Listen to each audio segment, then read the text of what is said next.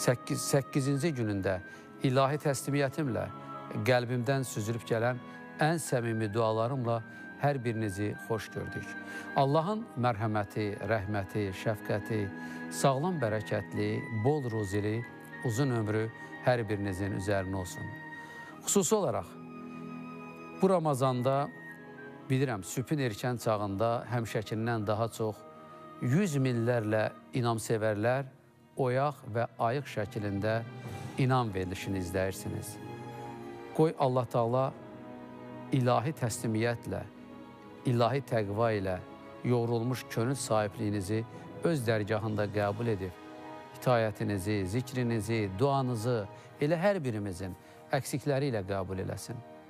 Qoy Allah Taala peşmançılıq içərisində etdiyimiz tövbələri Allah Taaladan bağışlanmaq üçün diləklərimizi qəbul edib, bizlər üçün xeyirli olan gözəllikləri ihsan etsin. Bəli, bugün Xocalı soyqırımından 34 il ötür. Xocalı şəhidlərimizi, bütün vətən şəhidlərimizi rəhmət və dualarımla anıram. Bilirəm, bu 10 il içərisində inamı izləyən 10 minlərlə izləyicilərimiz olub ki, onlar bilirlər, belə bir dua edirdim.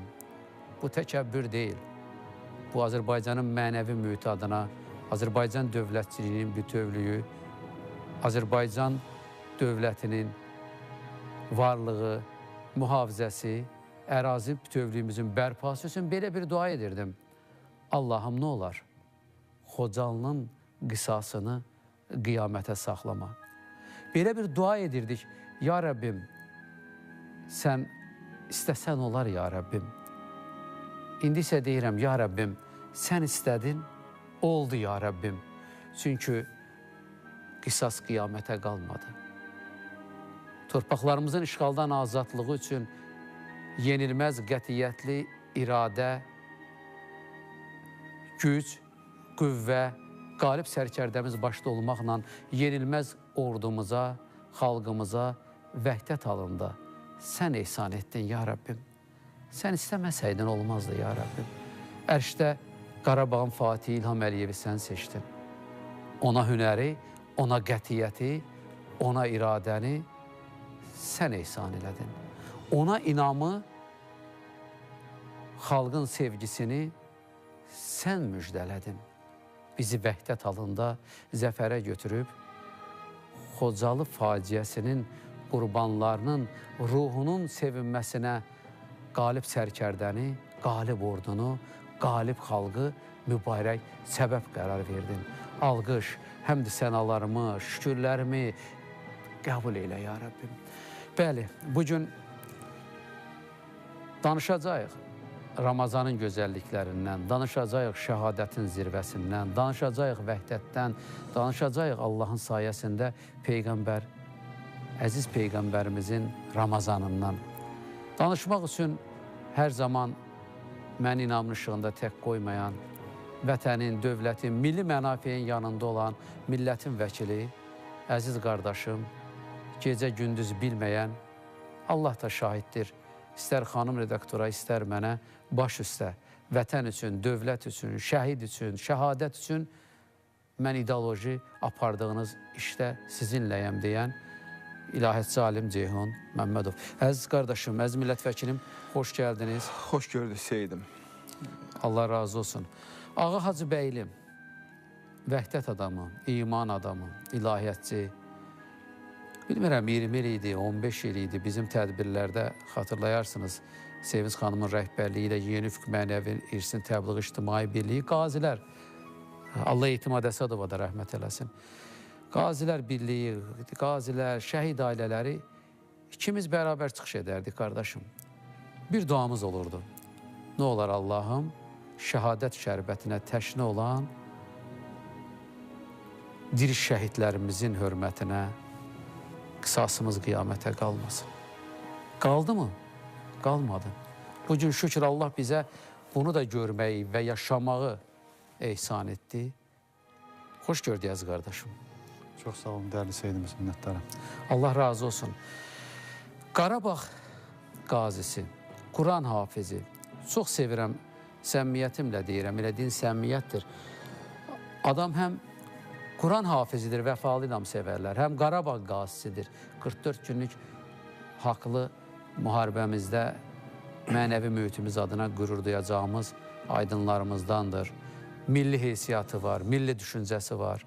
İnamlı işığında milyonların könlünü fəth edə bilir və artıq necə yüzlərlə xəbəriniz olsun, bizə etibar edirlər Quran xətmi Qədir gecələrində ediləcək.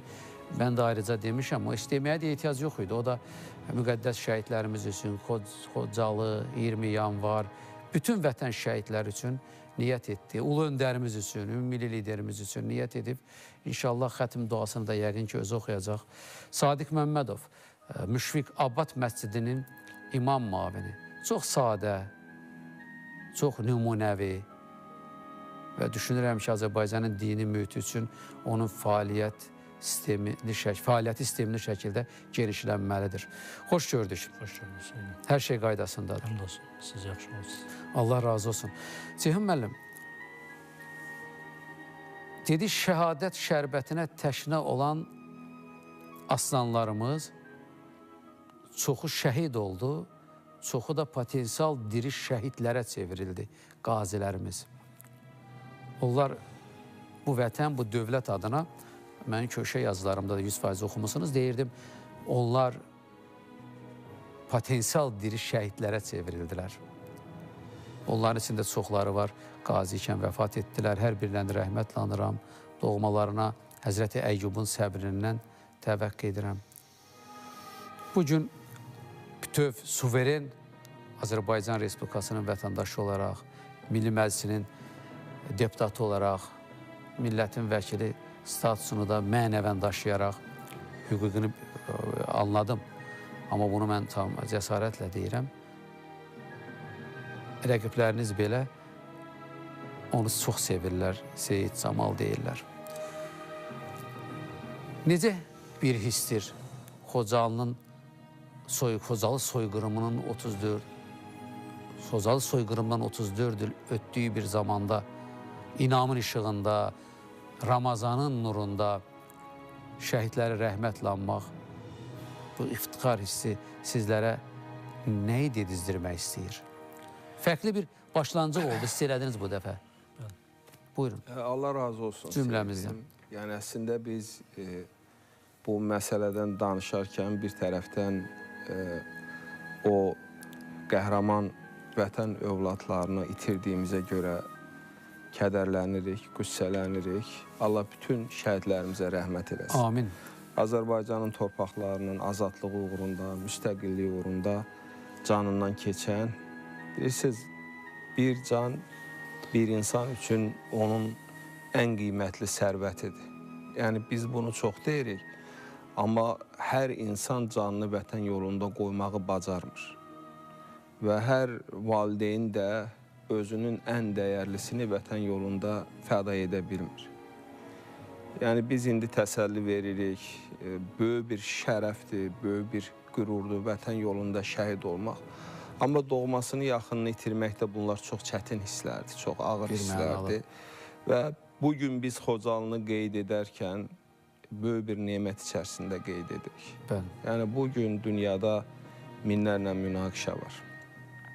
Cənab Prezidentin rəhbərliyi, xalqımızın birliyi, qəhrəman vətən övladlarının şücaəti nəticəsində vəhdət halında biz Xocalının qisasını aldıq. Biz torpaqlarımızı azad etdik. Biz bugün müstəqil, suveren Azərbaycanda yaşayırıq. Bugün biz çox xoşbəxtdik ki, bu torpaqları azad etmişik. Bugün o vəhşiliyə məruz qalmış, zorakılığa məruz qalmış, canlı vətən yolunda qoyan şəhidlərimizin də ruhu şaddır.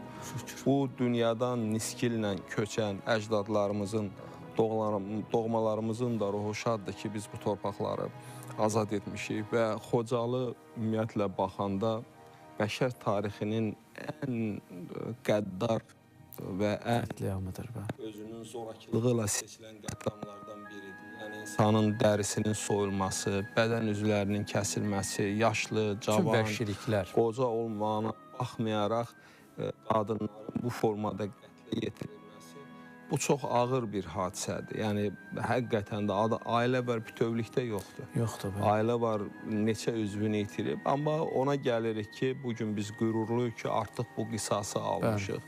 Bu torpaqları biz azad etmişik. Allah bütün şəhidlərimizə rəhmət etsin. Amin. Allah razı olsun. Ağa müəllim, danışacağıq. Vaxtımız var. Hətta iftara doğru da biz yenidən mövzunu Xocalı şəhidlərinə, vətən şəhidlərinə həsr edəcəyik. Sizə isə suaxlı belə ünvanlamaq istəyirəm. Ramazanda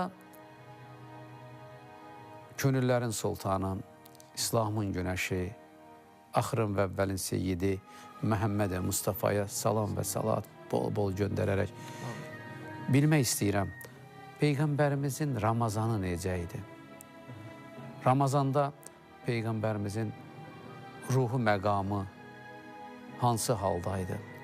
Təbii ki, bizə çatan mənbələrə dayanaraq. Söz sizin olsun, buyurun. Çox sağ olun.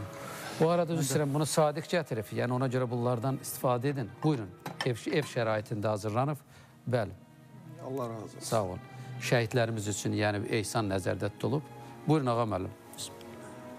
Çox sağ olun. Allah razı olsun. Şəhidlərimiz adına sağ olsunlar. Allah razı olsun. Evdə qızımız da sağ olsun ki, düşünüb. Bəli. Mən də fürsətdən istifadə edərək dəyərli izləyicilərimizi Allahın gözəl salamı ilə salamlamaq istərdim. İfadə elədiyiniz kimi bugün Xocalı qətliamından artıq 34 il keçir. 34 ildir bu yara, bu izdirab xalqımız tərəfindən hiss olunur, duyulur və vəfat edən şəhidlərimiz rəhmətlə anılır. Ancaq son illər zəfərdən sonra, o böyük qələbədən sonra Xocalıya baxış da biraz fərqləndi. Amma dərd həmin dərddir, sər həmin sərdir, acı həmin acıdır. Arzumuz və niyyətimiz budur ki, bir daha xalqımıza, millətimizə, vətənimizə belə bir daha müsibət gəlməsin. Dəyərli seyidimiz, Peyğəmbərimiz Aleyhisselatü Vesselam'ın 9 illik Ramazanı var. Bu təqribən 266-67 gün eləyir. Lakin onun Ramazanı ümmət üçün o qədər önəmli bir yerdəydi ki, həmişə nümunəyə insanların ehtiyacı var.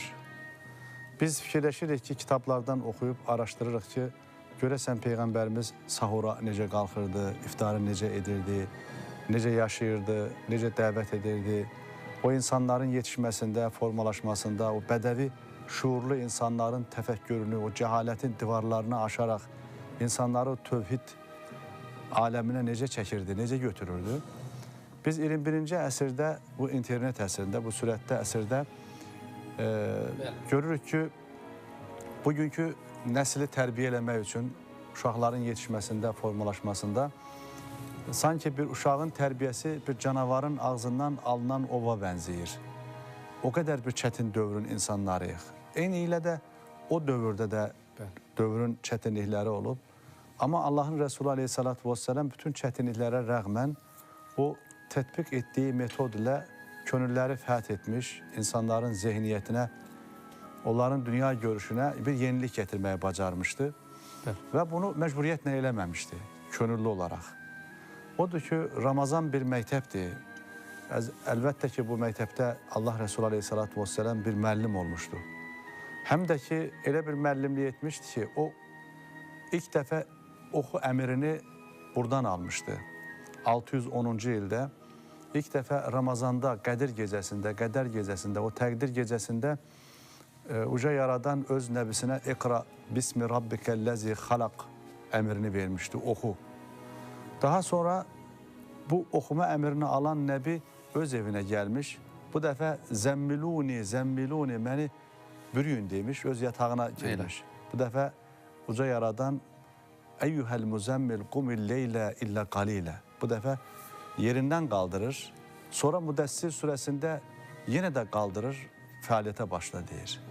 Yəni biz onun həyatını bu ayələrin çərçivəsində bir mağaradan artıq çıxarır evinə, evindən də çıxarır cəmiyyətə.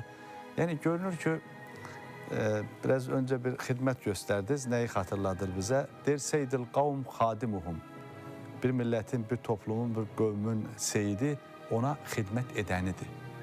Bakın, insanlığa hizmete çıxan, insanlığın qurtuluşu üçün böyük bir dəvətə başlayan o nəbilərin sultanı aleyhissalatu vesselam, o kainat məktəbinin böyük müəllimi İnnəmə buistu li utəmmimə məkariməl əxlaq. Mənim yer üzərinə göndərilməyimin səbəbi əlbəttə ki, o əxlaqı tamamlamaqdır deyə bir ifadəsi də var. Onun həyatı da bütünlüklə Qurandır. Bəli, odur ki, görürük ki, biz hələ açığı söyləyək, necə ki bu kainatı hələ əlifbasında qalmışıq. Biz o gözəllər gözəli aleyhissalatu vesselamın da gerçəkdən həyatını tam dərindən əxz eləyə bilmədik. Dəyərli millət vəkilimiz Ceyhun müəllimin biraz öncə də vurğuladığı, sizin də üzərinizdə durduğunuz nöqtələr vardı ki, bu nöqtələr əlbəttə ki, bir xalq olaraq, bir millət olaraq bizə çox lazımdır. Özəlliklə o vəhdət dediyiniz, o tövhid dediyiniz o şuur. Bizim də mübarizəmiz odur. Allah sizdən razı olsun. Quran hafizi, Qarabağ qazisi, gənc yaşlarından Azərbaycanda din-dövlət münasibətlərinin möhkəmlənməsi üçün şuurlu həyatını bu gənc yaşında həsr edən sadiqimiz. Quran ayıdır. Şəhidlərin günüdür. Xocalı şəhidləri, Seyid Mübariz Fərid Əhmədov, Azərbaycanın milli qəhrəmanı Seyid Mübariz İbrahimov, general şəhidimiz Polad Həşimov, bütün vətən şəhidləri adına niyyət etməyinizi xahiş edirəm. Ayrıca olaraq mənəvi dəyərlərimizin, mədəni irsimizin, Peyğəmbər və Əhl-i Beyt irsinin ən böyük təminatçısı ümmili liderimiz Heydər Əliyev cənabları, əzizimiz Zərifə xanımın, sübhün erkən çağında mələklərin belə seyr etdiyi bu məqamda oyaq və ayıq şəkildə bizi izləyən, bizə dəyər verən, apardığımız bu ideoloji işin əhəmiyyətini dərk edərək bizləri, şəxsimi demirəm, İnam komandasını nə olar mənə də dua etsinlər, acizanə xahiş edirəm. Unutmayan hər bir kəsin də vəfat etmişlər üçün niyyət etməyini xahiş edirəm. Xüsusi olaraq Xocalı şəhidləri başda olmaqla. Gözəl olar, Quran hafizi, ona görə xanım redaktor məhz bugün sizin gəlmənizi istədi. Quran hafizi, Qarabağ qazisi. Euzu billahi mineşşeytanirracim. Bismillahirrahmanirrahim.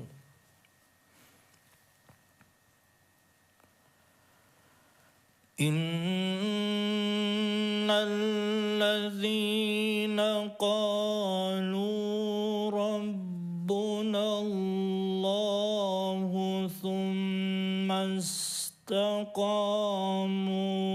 tetenezzelu aleyhimul melâike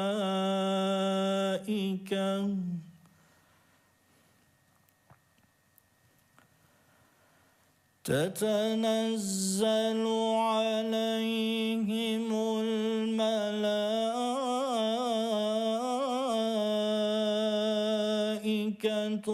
ألا تخافوا ولا تحزنوا وأبشروا بالجنة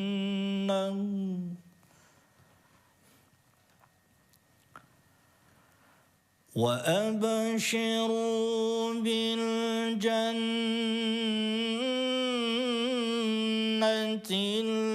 التي كنتم توعدون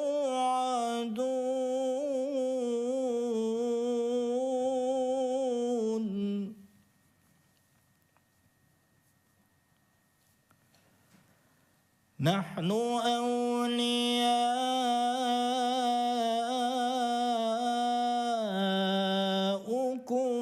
في الحياة الدنيا وفي الآخرة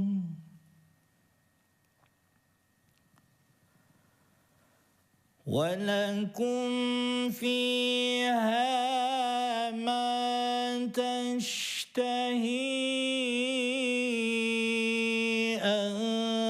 أنفسكم ولكم فيها ما تدعون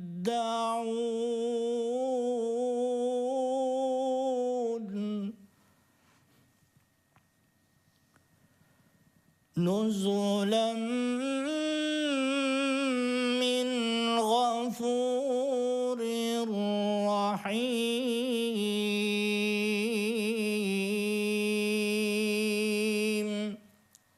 صدق الله العظيم اللهم صل على سيدنا محمد النبي الأمي وعلى آله وصحبه وسلم. Salam olsun axırın və əvvəlin seyyidi, yaradılmışların ən əşrəflisi, ən üstünü, İslamın günəşi, canım fəda olsun Məhəmmədi Mustafaya. Salam olsun onun mübarək əziz ev xalqına, əhli beytinə. Salam olsun onun mübarək əziz dörd xəlifəsinə və mübarək səhabələrinə. Salam olsun Xocalı şəhidlərinin, bütün vətən şəhidlərinin mübarək ruhlarına. Qurban olum Allahım.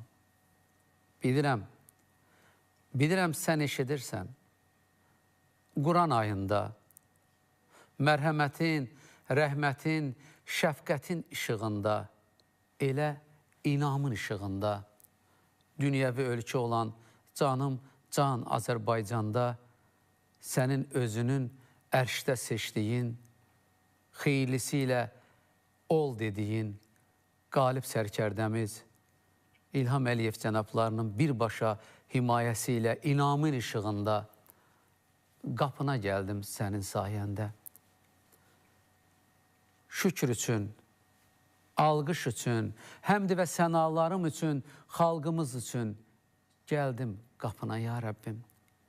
Qapıların taybatay açıq olduğu bu məqamda, mələklərin seyr etdiyi bir vaxtda, cənnətin qapılarının taybatay açıq olduğu bu zamanda, əminəm, iman gətirdim axı, etiqad göstərdim axı.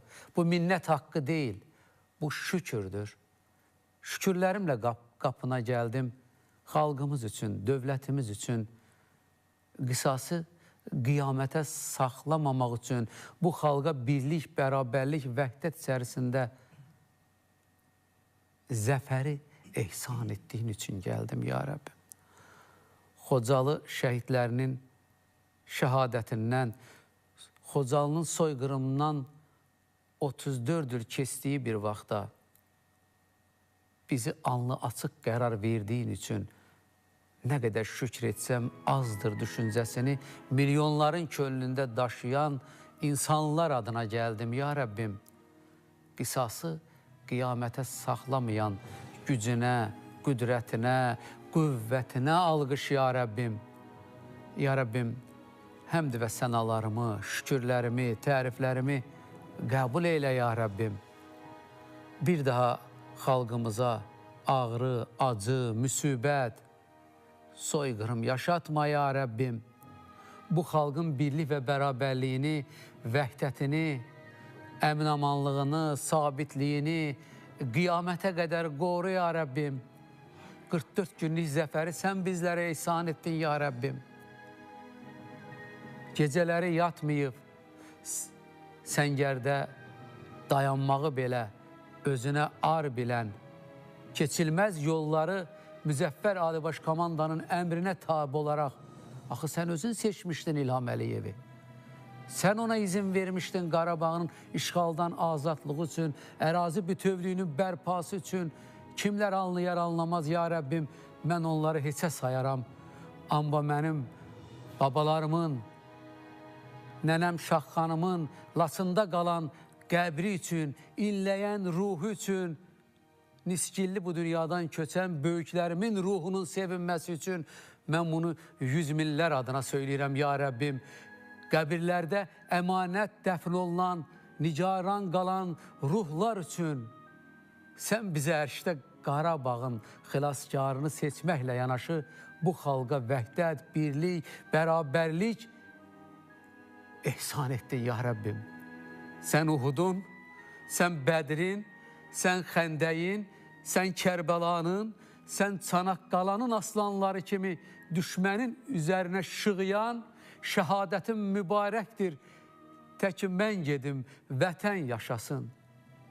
Sən buna izin verdin, ya Rəbbim. Ola bilər biriləri dərk etmir. Ola bilər biriləri anlamır, ya Rəbbim. Vətəndə vətənsiz qalan, gecələri yatmayan, neçə-neçə niskillər torpağa köçdü, ya Rəbbim. Amma sən xilas etdin, ya Rəbbim, bizi. Sən bizi zəfərə götdün, ya Rəbbim. İndi isə sənə yalvarıram. Həmd sənalarımı, şükürlərimi, təriflərimi qəbul elə, ya Rəbbim. Mələklərin götürür, bilirəm bu duanı. Ekran qarşısında duyğu deyil, imanın, ilahi təslimiyyətin gücü ilə sənə yalvaran şəcərəsi əməli bəlli əhl-i beytin duasını sən xalqımız adına qəbul edib. Onlar da amin deyir, ya Rəbbim. 100 minlər amin deyir, ya Rəbbim. Milyonlar amin deyir, ya Rəbbim. Qiyamətə qədər yağların ayağı bu torpağa dəyməsin, ya Rəbbim. Ərazi bütövlüyümüz pozulmasın, ya Rəbbim. Bu ölkənin, bu dövlətin vəhdətini sənə yalvarıram. Quran ayında pozmaq istəyən xarici emsarlara, milli dönüklərə bir an olsa belə fürsət vermə, ya Rəbbim. Şəhidlərimizi Kövsər başında, könüllərin sultanı, axırın və əvvəlin seyyidi, Məhəmməd Mustafa ilə görüşdür, ya Rəbbim. Bu ki, sənin əlindədir. Sən ol desən olar, ya Rəbbim. Sənə yalvarıram. Mən bilirəm, sən eşidirsən. Mən bilirəm, sən çox yaxındasan. Mən bilirəm, axı sən özün demisən öz kitabında ki, mən sizə şah damarından da yaxınam. Elə isə iman gətirdik, inandıq, təsdiq etdik. Ağanın borcudur qoluna rəhm eləyə, günahlarımızı keç, itaət və ibadətlərimizi, oruç və namazlarımızı qəbul edib, sənə yalvarıram. Şəhidlərimizi Kövsər başında Məhəmməd Mustafa ilə, şəhidlərin sərvəri İmam-ı Hüseynlə görüşənlərdən qərar ver, ya Rəbbim. Qoy dualarımız qəbul olsun. Qoy Allah Teala xalqımızı bağışlasın. Qoy Allah Teala Azərbaycanın mənəvi mühitində saflaşma üçün əhəmiyyətli olan, ilahi fürsət ayı olan bu Ramazanı hamımız üçün, bağışlanma ayı olan, sevgi ayı olan Ramazanı bizim üçün elə bir qərar versin ki, bir kimsənin bir kimsəyə könlündə kin olmasın. Qoy bir kimsənin bir kimsəyə vətən, dövlət, vəhdət adına, mübarizə adına yoğrulmuş könül sahibliyi ilə sarılsın. Çünki biz Qarabağın azadlığı uğrunda bir olduq. Bir olduq deyə Allah bizi zəfərə götürdü. Bir olmasaydıq, seçməyəcəkdi Qarabağın fatihini. Bir olmasaydıq, seçməyəcəkdi yenilməz ordumuzu Rəbbim. Ona görə bu birliyi, bu bərabərliyi mühafizə edib qorumaq üçün Allah Teala bizlərə güc, qüvvət, ilahi eşqin şərbətini içən aşiqlərin nəfəsindən ehsan etsin hər birimizə. Allah razı olsun. Allah razı olsun. Ağa müəllim, sevgili Peyğəmbərimiz Ramazanda nə edərdi? Çox cömərd olardı, səxavətli olardı və bizə də xitab edərdi. 1400 il sonra da keçərlidir. Bir xurma ilə də olsa iftar verin, ilahi ziyafət edin, cəhənnəm odundan xilas olun. Allah hər birimizi cəhənnəm odundan mühafizə eləsin və qorusun. Əziz millət vəkilim, hasalanmış fikirlər oldu, amma dualar məncə inşallah ərşə ucaldı. Əminəm, ilahi etiqatımla əminəm ki, Rəbbim ərşdə ol dedi. Namaz ədəbindən dedik, danışaq. Xanım redaktörü belə söyləmişdi, yazmışdı sizə. Necə idi Rəsulullahın namazı? Necə idi namazlı ikən halı? Necə idi dəstəmaz alarkən ruhu məqamı? Buyurun, siz ilahiyatçı alimsiniz. Və Milli Məclisdə neçə millət vəkili var? Allah hər birinə kömək olsun. Amin, amin. Allah bütün millətimizə, neçə ilahiyyatçı alim var?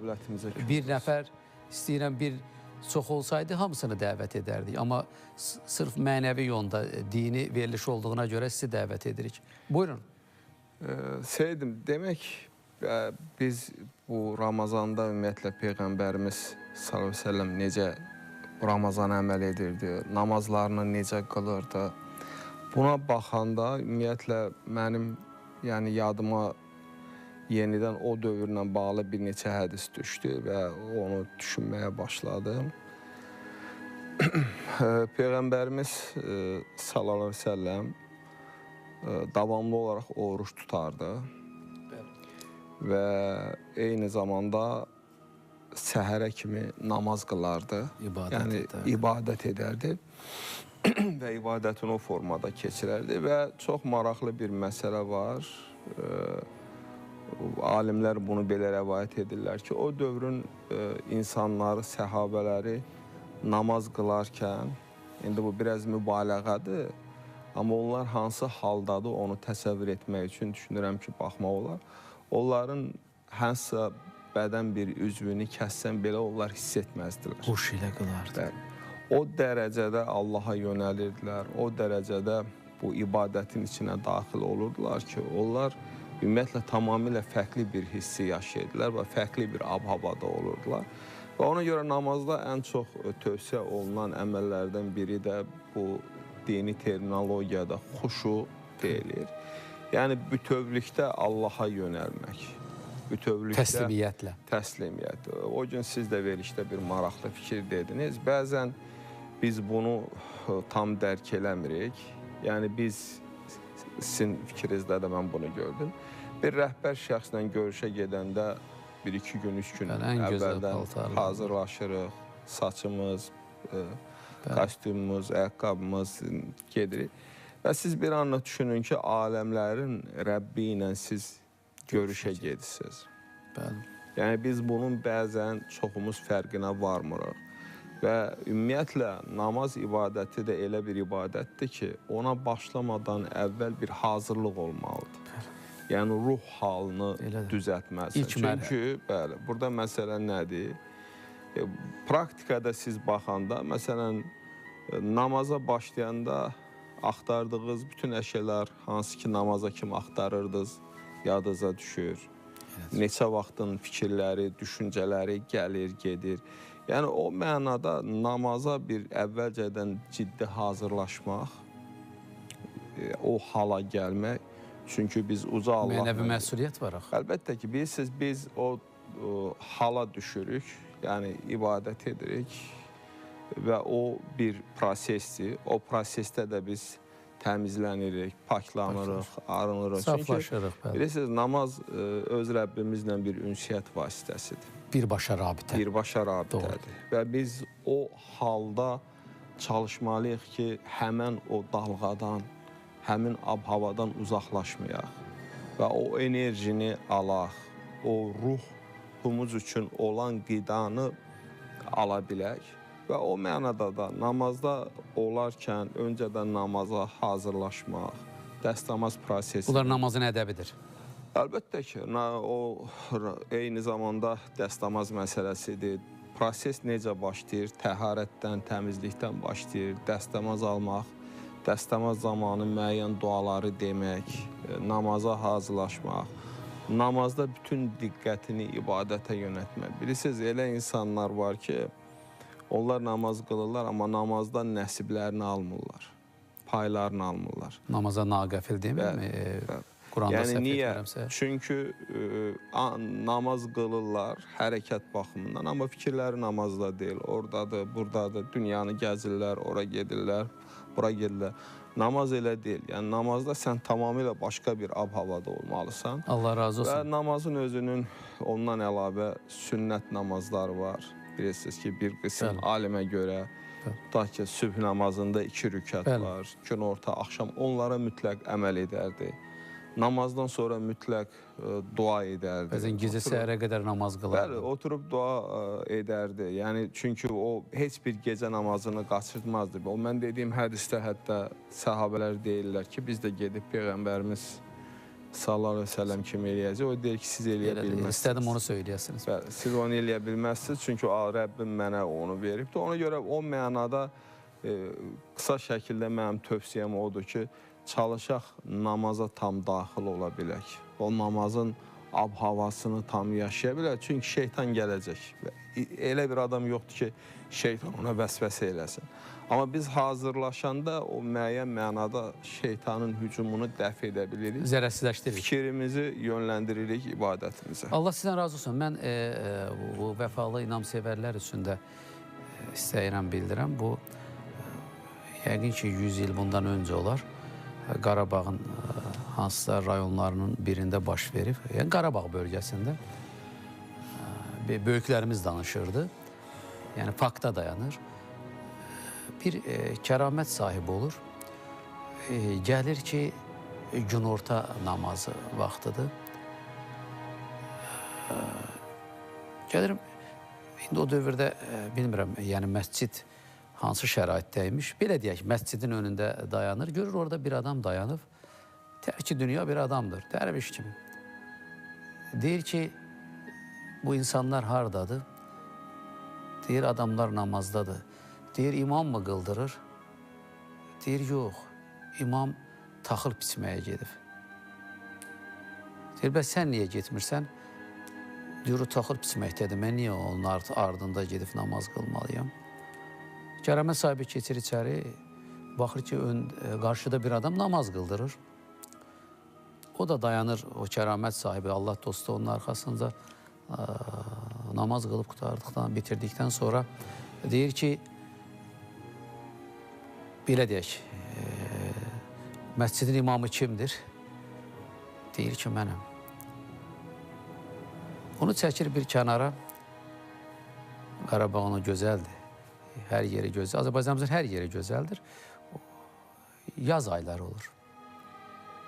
Onun dəqiq bilirəm ki, yaz ayları olur. Çünki böyüklərimiz danışıb.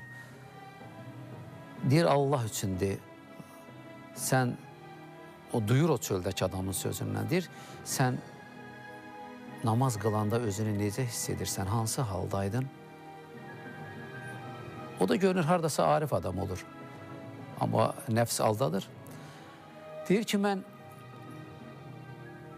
taxıl sahəm var, genişdir. Mənim üçün ayırıblar. Mən nə qədər etsəm də, ağa, fikrim o taxıl sahəsindədir. Deyir, o çöldə namaz qılmayan adam səndən daha çox imanlıdır. Onu dəvət et, dinə dəvət et. Yəni, o siz söylədiniz, indi namaz qılmaq Allah qorusun. İndi günümüzdə inşallah o cür imamları məncə olmaz. Belə təmənna edirik, belə deyirik. Ağa müəllim, niyə danışdım? Siz danışdınız, dərhal yaddaşıma düşdü. Onu rəhmətli atam danışmışdı. Çox ibrətəmiz var. Bəli, çox təsirlidir. Ağa müəllim, namaz könüllərə, o ruha bir mənəvi qidadır. Hansı halda namazın qəbuluna şübhə oyana bilər? Kitab nə deyir, Quran nə deyir? Hədislərə bir nəzər salaq. Çox sağ olun, Seydim. Quran-ı Kərim namazla bağlı bir çox yerlərdə konkret olarak emirler verir. Hatta bir yerde akimus sala li zikri, namazı benim için iqamə edin deyir. Yani Yaradan namazı özünə təxsis edir, özünə aid edir ki, quluna əmr edir Hökm olaraq. ki, məni xatırlamaq üçün namazı iqamə edin. Yəni namazda Yaradanı xatırlama var. Xatırlama ilə bağlı Quran-ı Kərimdə başqa bir yerdə ələ bi zikrilləhi tatmainul qulub deyir kitab. Yəni qəlblərin aram tapması ancaq Allahı xatırlamaq ilə. Zikr etməklə bəli. Deməli bu təlatimli dünyada, bu gəlli getdi bu həyatda insanın iç aləmində, daxili dünyasında sabitliyin, əslində eyni zamanda imanın o şəhəri olan, o ruh şəhərimizi sabit qalması üçün bayaq müəllim də bir xuşu kəlməsini işlətdi. O xuşuya insanın çatması, xuşu insan ruhunun səcdəsidir. O səcdə halına ruhun gəlməsi üçün əlbəttə ki, namaz əslində bir farsça bir kəlmədir. Onun qarşılığı ərəb dilində sala. Quran-ı Kərimdə aqimus sala deyir. Bu baxımdan belə bir ibadəti şeytan xoşlamaz. Çünki şeytan seyirdən səcdəyə getmədi. Namazdan ona görə məmnun deyil ki, namazın içərisində ən pik nöqtəsində, zirvəsində səcdə var. Yəni namaz əslində insanı sıfırlayan bir ibadətdir. Son handa insan bir kibirli və təkəbbürlü bir varlığa çevrilə bilir. Və qorxunç bir haldır ki, insanda təkəbbür duyğusu formalaşsın və gün ərzində insan 5 dəfə haqqın huzuruna gəlməklə o daxili dünyasındakı o kibirin rüşeymlərini yox eləməyə çalışır. Pisliklərdən uzaq durur. Əlbəttə ki, pislərdən çirkinliklərdən. uzağa. Demirmi, üzr istəyirəm, namaz İnnə çirkinliklərdən. salata tənhanil fəhşəyi vəl münkər və namazın digər bir tərəfi də insanı bu həyatın içərisindəki pisliklərdən, o nəfsani hisslərimizdən, o şeytani duyğulardan bizi uzaqlaşdırır. Namaz merac hədiyyəsidir.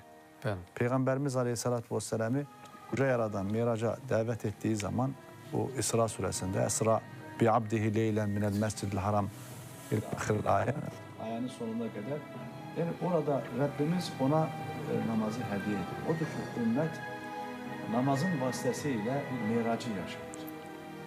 Namaz bizə şah damarımızdan yaxın olan Rəbbimizi tanıdığımız zaman gerçəkləşir.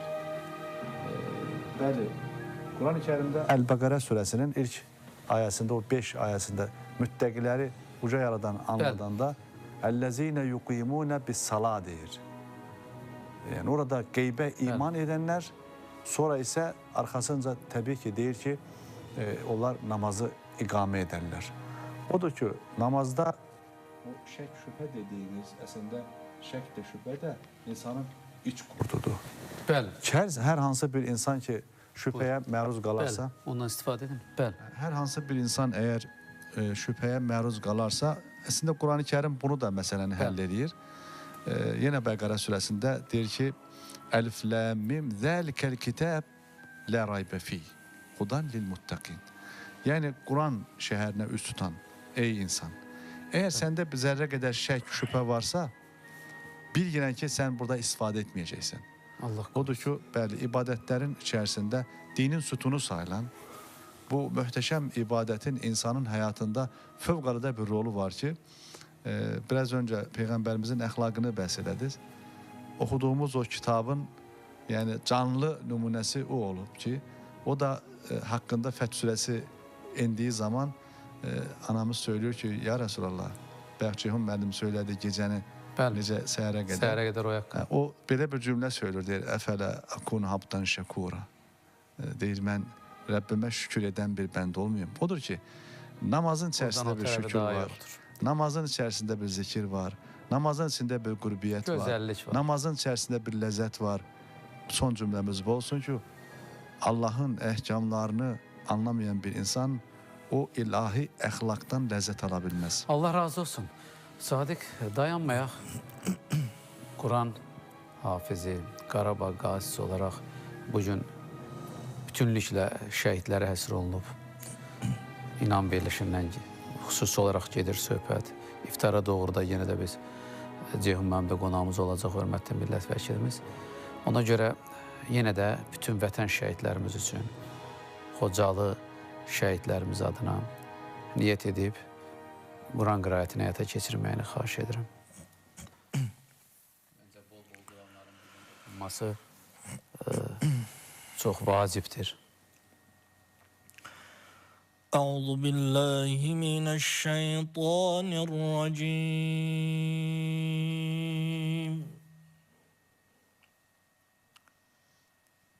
بسم الله الرحمن الرحيم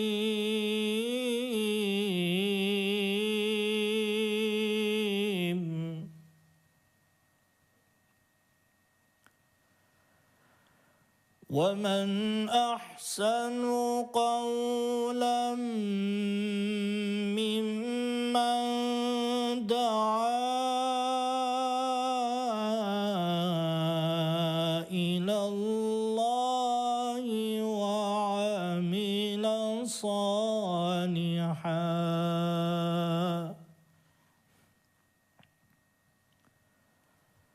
وعمل صالحا وقال إنني من المسلمين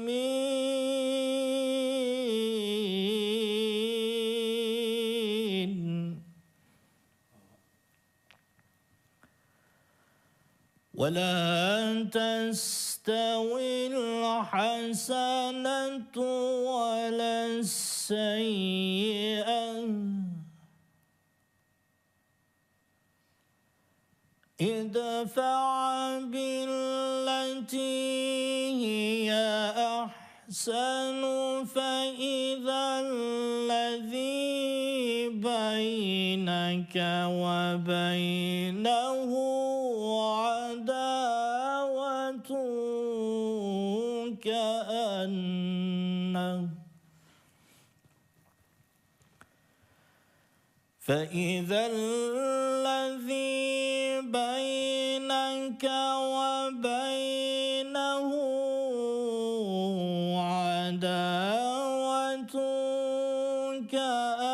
كأنه ولي حميم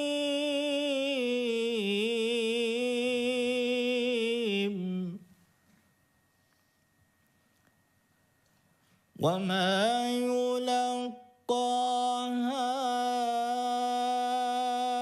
إلا الذين صبروا وما يلقاها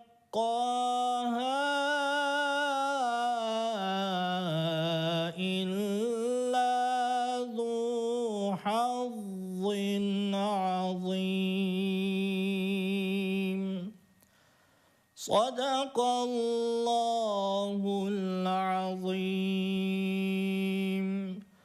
اللهم صل على سيدنا محمد النبي الأمي وعلى آله وصحبه وسلم. Salam olsun Məhəmməd Mustafaya, salam olsun onun mübarək əziz ev xalqına, əhl-i beytinə, salam olsun onun mübarək əziz 4 xəlifəsinə. Bir də Allahın sağlıq və salamı olsun. Bu an bizi izləyən sübhün erkən çağında, mələklərin seyr etdiği bu məqamda bizə dəyər verərək, bizi izləyən itayət və ibadətlə, ilahi təslimiyyətlə, gün çıxandan gün batana kimi, əzaları ilə belə nəfsani istəklərinə yox deyərək oruç tutacaq bütün dəyərli inamsevərlərin hər birinin üzərinə. Allah səsinə, nəfəsinə, elminə güc versin. Bir Quran cümləmizdən, bir Quran hafizinin, Qarabağ qazisinin, şəhidlərin günündə, şəhid qardaşlarına, şəhid bacalarına, şəhid övladlarına, çünki onlar o yaşdakı vardı, körpə yaşdaydılar, ona görə belə ifadə edirəm. Quran kəlamlarının səslənməsi məncə Allahın dərgahında ən savab əməllərdən biridir. Və inanıram, çox inanıram və Rəbbimin sanki diktəsi ilə deyirəm ki, onlar xəbərdardır. Onlar xəbərdardır. İnşallah da ki, Rəbbim xəbərdar etmişdir. Hörmətli millət vəkilim, çoxlu suallarımız var. Çox istəyirdim bu mövzunu tamamilə sualsız, amma xanım redaktor söylüyor ki, yüzlərlə sualı var. Ona görə vəfalı inamsevərlərin də haqqına girməyək. Buyurun xanım redaktor. Salam və sabahınız xeyir, Seyid Cəmal və ilahi işçilərimiz. Bugün Xocalı gündür, Xocalı müsibətin gündür. Allah ölənlərin, şəhidlərimizə hamısına rəhmət eləsin. 44 günlük müharibədə və Vətən uğrunda gedən şəhidlərimizə də Allah rəhmət eləsin. Qəni-qəni ana, atalarına Allah səbir versin. Nənə babalarına Allah səbir versin. Onlar bizim vətənimizi qoruyublar, onlar mələkdilər. Onların qarşısında baş əyirik, baş əyirik. Allah hamısına can sağlığı versin, ölənlərə rəhmət eləsin, valideynlərə də rəhmət eləsin. Allah o günü heç vaxt bir də Azərbaycan xalqına göstərməsin, ilahi pərvərdigarı. Allah'ım sizin hamısının köməyində durursan, həmişə də durursan. Allah bizə səbir versin sənin izninlə. Allah bizə səbir versin, bu orucu bir aya başa vura bilək sənin izninlə. Seyid Cəmal, sizə sualım belədir ki, mən hər gün, ola bilər gün nəşri, mən neçə illərdir mücür duasını oxuyuram. Mən dünən də bu sualı verdim, amma deyəsən səslənmədi. Mən bilmək istəyirəm, orada yazılıb ki, pak və münəzzəhsən ay Allah, ucasan ey Rəhman. Cəhənnəmin odundan bizə pənah ver, ey pənah verən. İndi mən onu cəm halda orada elə yazılır. Cəm halda deməliyəm bizə pənah ver, yoxsa mən özüm oxuyuramsa deməliyəm mənə pənah ver. Sualım belədir. Allah Yenə də razı. təşəkkür edirəm. Mən Hər sizə kəsə, təşəkkür edirəm. orada oturan bizim ilahiçi qardaşlarımıza Allah hamısını ruzsun, bol eləsin, evində çıraqların yandırsın.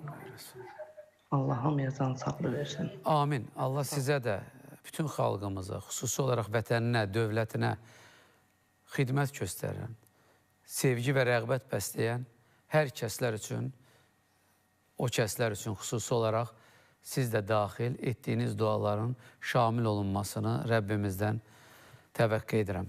Hörmətli millət vəkilim, buyurun. Demək biz... Gözəl dualar etdi bacımız. Bəli, Allah razı olsun.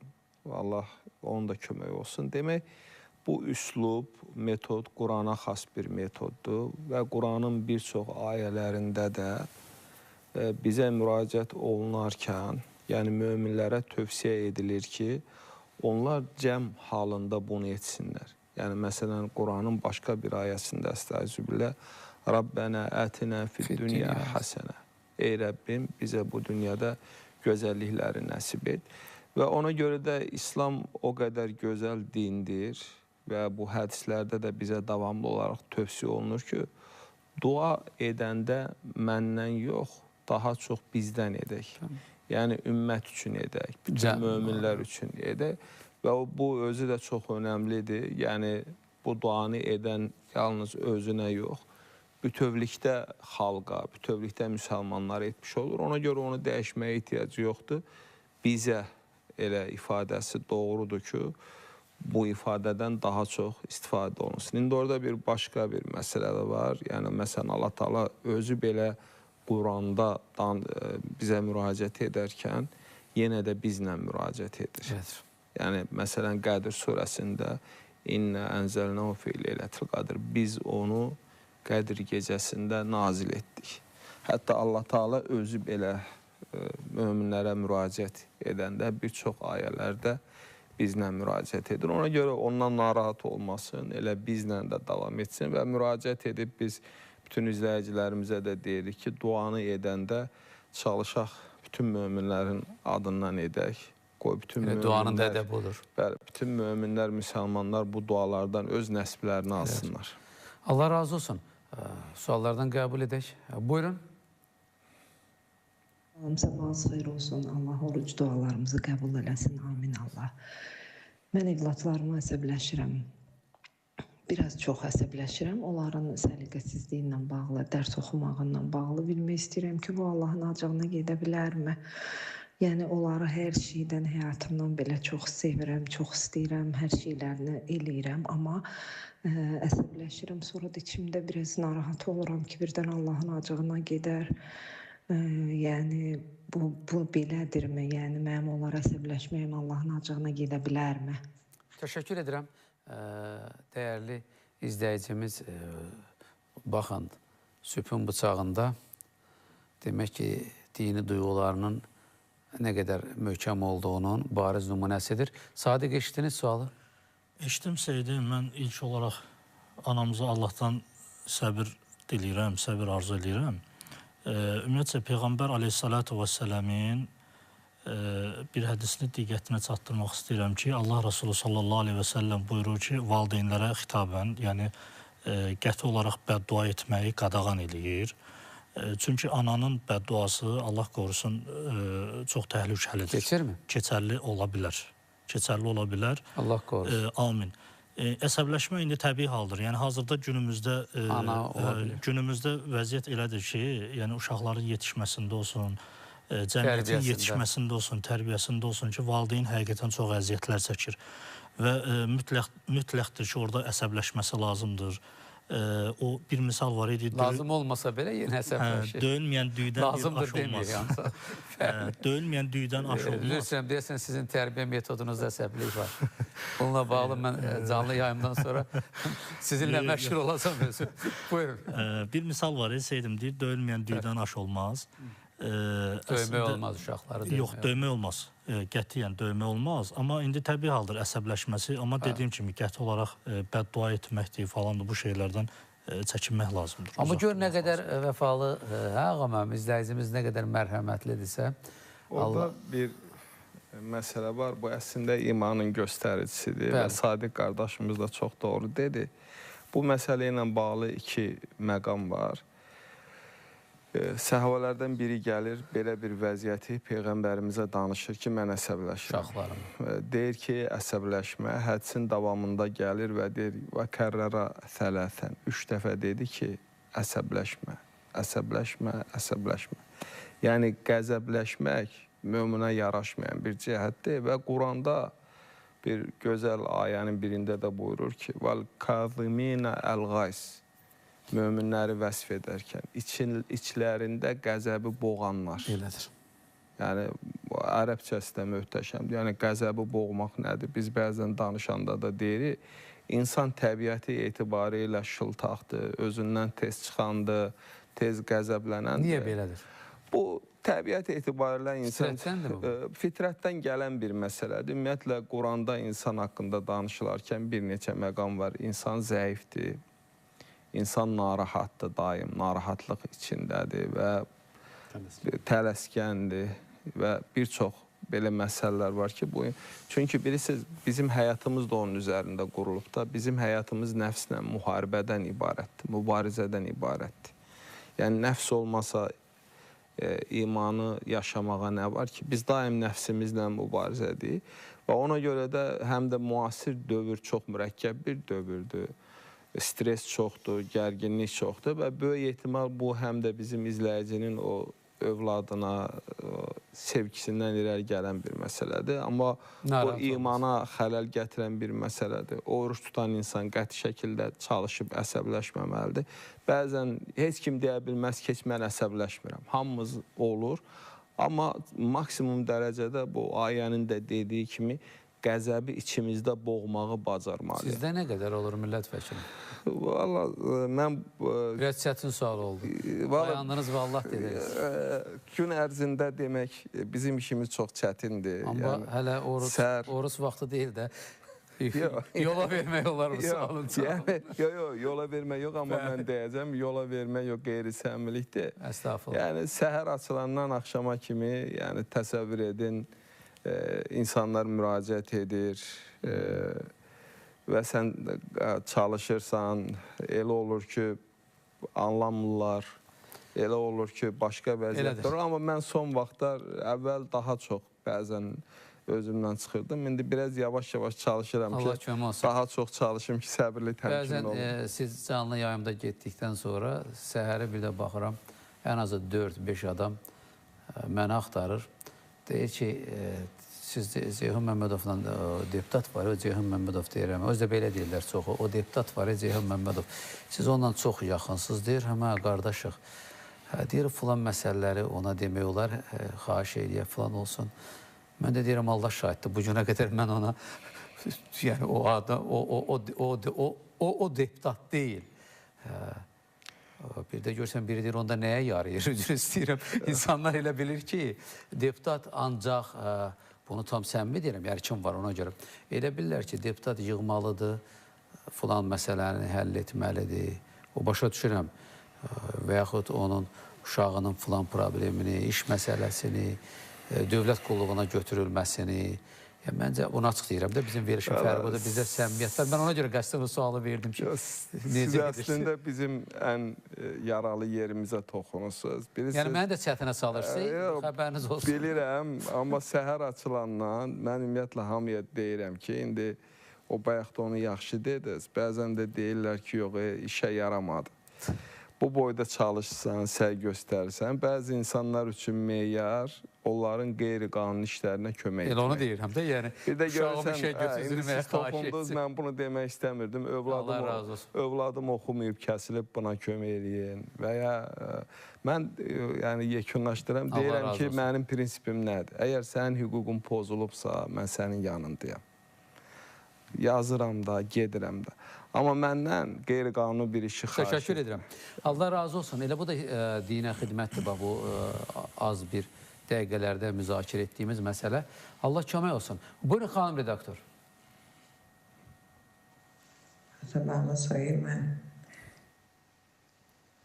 İmam komandasını salamlayıram. Təşəkkür edirəm bu Ramazan ayında belə gözəl söhbətlər apardığımız üçün. Və sizə bir sual vermək istəyirdim. Çox xahiş edirdim ki, sualıma cavablandırasınız. Mən deməli işə getməklə bağlı sübh namazlarını qış aylarında əzandan qabaq qılaram. Və sonra yeniden avtobusda sübh namazını qılıram öz vaxtında. Uzun illər belədir ki, bu belədir.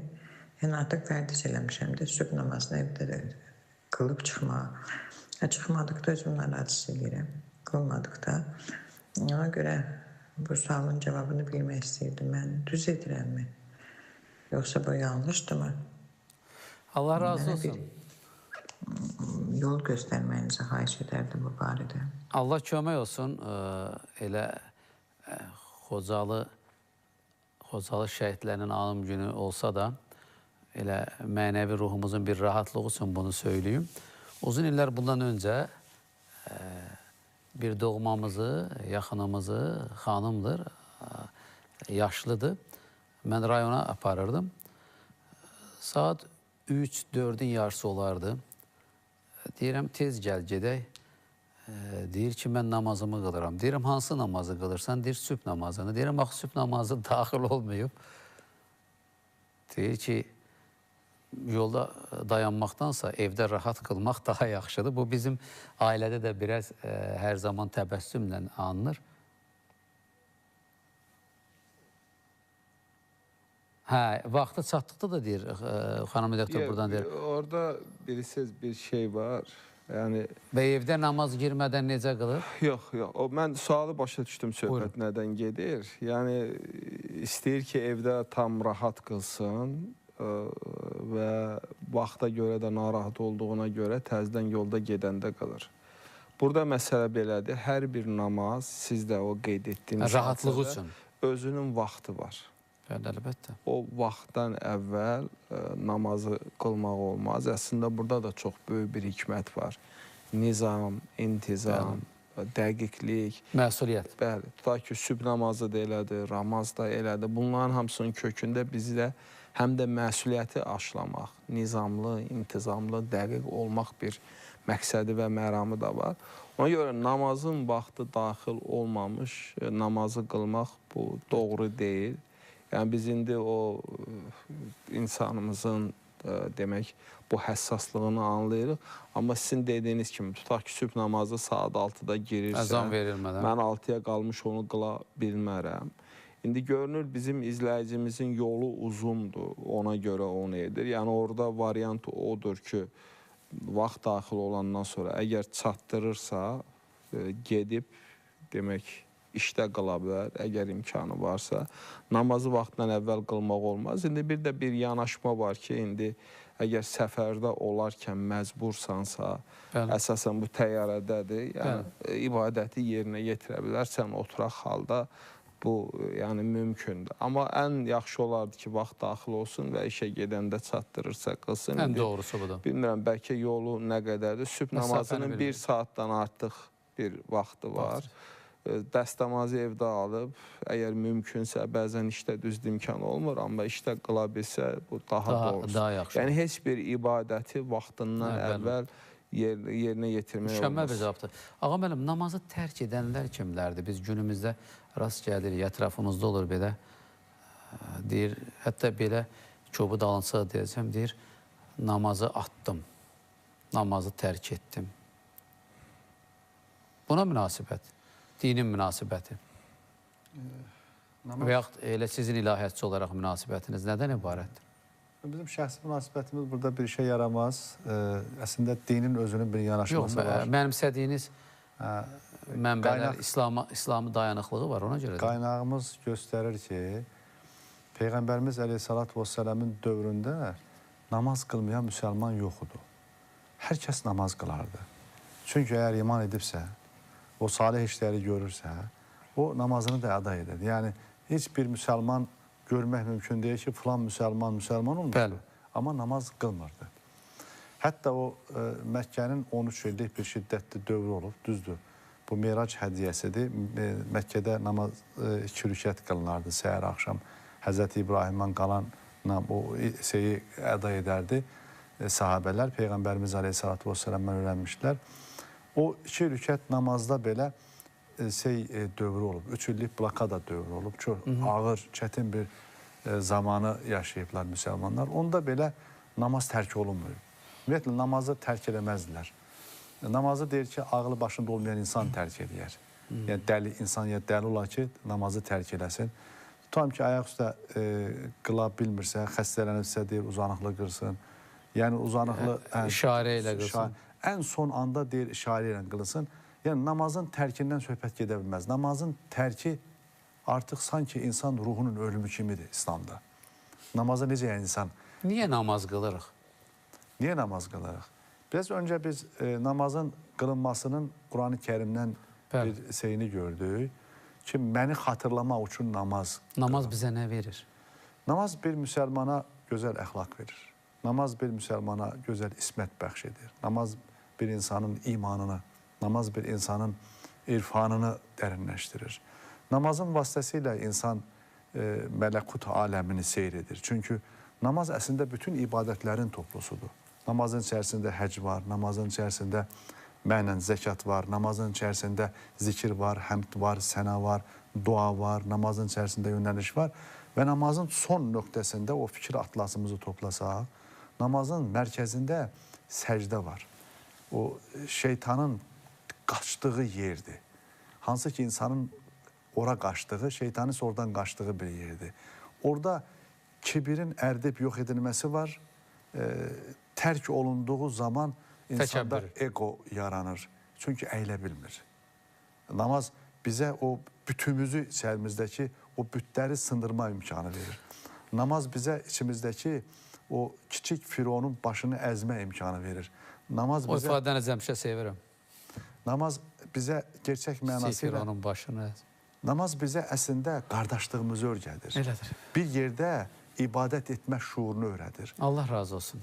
Təşəkkür edirəm. Sadiq, namaz bizi tərbiyə etmirsə nə baş verir?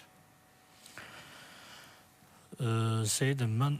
Siz məsciddə namaz qıldırırsınız da, imamlıq edirsiniz. Bəli. Ümumiyyətlə, İslamın... Problemin kökündə nədir? İslamın şərtləri var. 5 əsas şərti var ki, o şərtlərdən biri də namazdır. Namazda, bayaq Ağa müəllim də Allah razı olsun qeyd elədi ki, namazda hər hansısa bir bəhanə yoxdur. insanın zəkat verə bilmək üçün bir məcburiyyəti yoxdur. İnsan imkan olmaz İslamın şərtlərindən biri olan zəkatı verməz. Bu ondan mükəlləf deyil. Oruç tuta bilməz, xəstə olar, səfərdə olar, ondan mükəlləf deyil. Amma namazdan hər hansısa bir qaçış yoxdur. Namaz Allahın birbaşa olaraq əmridir və o əmrədə insan ayaq üstə qılacaq, qıla bilmirsə oturub qılacaq, uzanıb qılacaq və yaxud işarətlə qılacaq. Amma bir şəkildə ondan bir bəhanə yoxdur, bir qaçış yoxdur. Namaz insanın o ayətdə də bayaq qeyd elədi, ağa müəllim də qeyd elədi, siz də dediniz. Bəli. Ankəbut surəsində İnna-s-salate tənhə anil fəhşai vəl-munkər deyə şübhəsiz ki, namaz insanı çirkinliklərdən və pisliklərdən uzaqlaşdırır. Pis şeylərdən uzaqlaşdırır. Çox istəyirəm, bax, əffinə sığınıram. Mənə də düşündürən o sualdır ki, əgər uzaqlaşdırmırsa, nə baş verir? Uzaqlaşdırmırsa... Problemin kökündə nə dayanır? Uzaqlaşdırmırsa, əgər insanı namaz pisliklərdən uzaqlaşdırmırsa... Adam var, namaz qıldıqdan sonra daha da azğınlaşır. Uzaqlaşdırmırsa, demək ki... Mən bir iman adamı olaraq bundan çox narahatam. Bir ibadət əhli olaraq. Namazı nə vaxtdan qılır, xatırlamayan bir adam kimi, yəni uşaqlığımdan. Niyə belə olur? Buna da biz ayətdən cavab verək də Seydim. Verin, siz Quran hafizsiniz, ona görə bu sualı sizə verin. Allah sizdən razı olsun. Fəvailul lil musallin, vay o namaz qılanların halına. Gəl burada qardaş, bayaqda bəs istəyirəm. Əlləzinəhum an salatihim sahun deyir. Onlar deyir, namazlarından qafildirlər. Bu dəqiqə günümüzdə nə qədər insanlar var ki, ibadət edirlər, görüş üçün ibadət edirlər. Zahirdə misal. Zahirdə görsünlər ki, adam ticarətçidir. Ticarətini işə salmaq istəyir. Belə edənlər də var. Ticarətini yola vermək istəyir. Ticarətini daha da tanıtmaq istəyir. Nədən istifadə edir? Namazdan istifadə edir. Həmin o fəvailul lil musallin ayəti, əlləzinəhum an salatihim sahun ayəti həmin şəxsədir. Əgər yox, insan ki, pisliklərdən çəkinmək üçün, o çirkinliklərdən çəkinmək üçün ibadət eləyəcəksə... Getdiyim hac haqqı, anselləri. Allah da onun mərtəbəsini qaldıracaq. O mərtəbəni elə bir hala gətirəcək ki, Seydim, Tin surəsində əhsən-i təqvim var. Ən üstün mərtəbə. Bu ən üstün mərtəbə mələklərdən belə üstün bir mərtəbədir. Həqiqətən də çox təsirlidir. Yox, Allah qorusun. Bəli, mələklərdən belə bir üstün bir varlıq olaraq insan qalxa bilir. Nə ilə? İbadəti ilə. Allaha təslimiyyəti ilə. Qulluq ədəbi də elə bu da. Mən istədiyim cavab... Buyurun, söyləyin. Ayətin davamında da deyir ki, əhsən təqvim, sümmə rədədnəhu əsfələ səfilin. Bir də var, əsfələ səfilin var. Bu da ən aşağı, üzr istəyirəm, uzun qulaqdan belə aşağı bir səviyyədir. Bunu da yenə insan qazanır. Əhsəni təqvimi də insan qazanır, əsfələ səfilin də insan qazanır. Təşəkkür edirəm. Buyurun, xanım redaktor. Allah razı olsun Sadə. Salam, sabahınız xeyir olsun. Başda Seyid Camal olmaqla hər birimizi salamlayıram. Mənim belə bir sualım var. Təhəccüd namazı nədir və necə qılınır? 2 rükətdə. Mənə deyirlər ki, deməli, hər rükətdə bir Fatihə, 3 İxlas oxunmalıdır. Amma ümumiyyətlə bilmək istəyirəm, təhəccüd sözün mənasında bilmək istəyirəm nə deməkdir.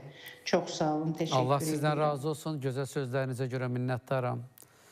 Hörmətli millət vəkilim, ilahiyyatçı alim, Ceyhun müəllim. Demək, təşəkkür edirik. Bu maraqlı bir sualdır. İnama gələn sualların mütləq əksəriyyəti var. Peyğəmbərimizin də biz həyatına baxanda, Peyğəmbərimiz də biraz bundan əvvəl biz qeyd etdik, hər gün təhəccüd namazını qılırmış.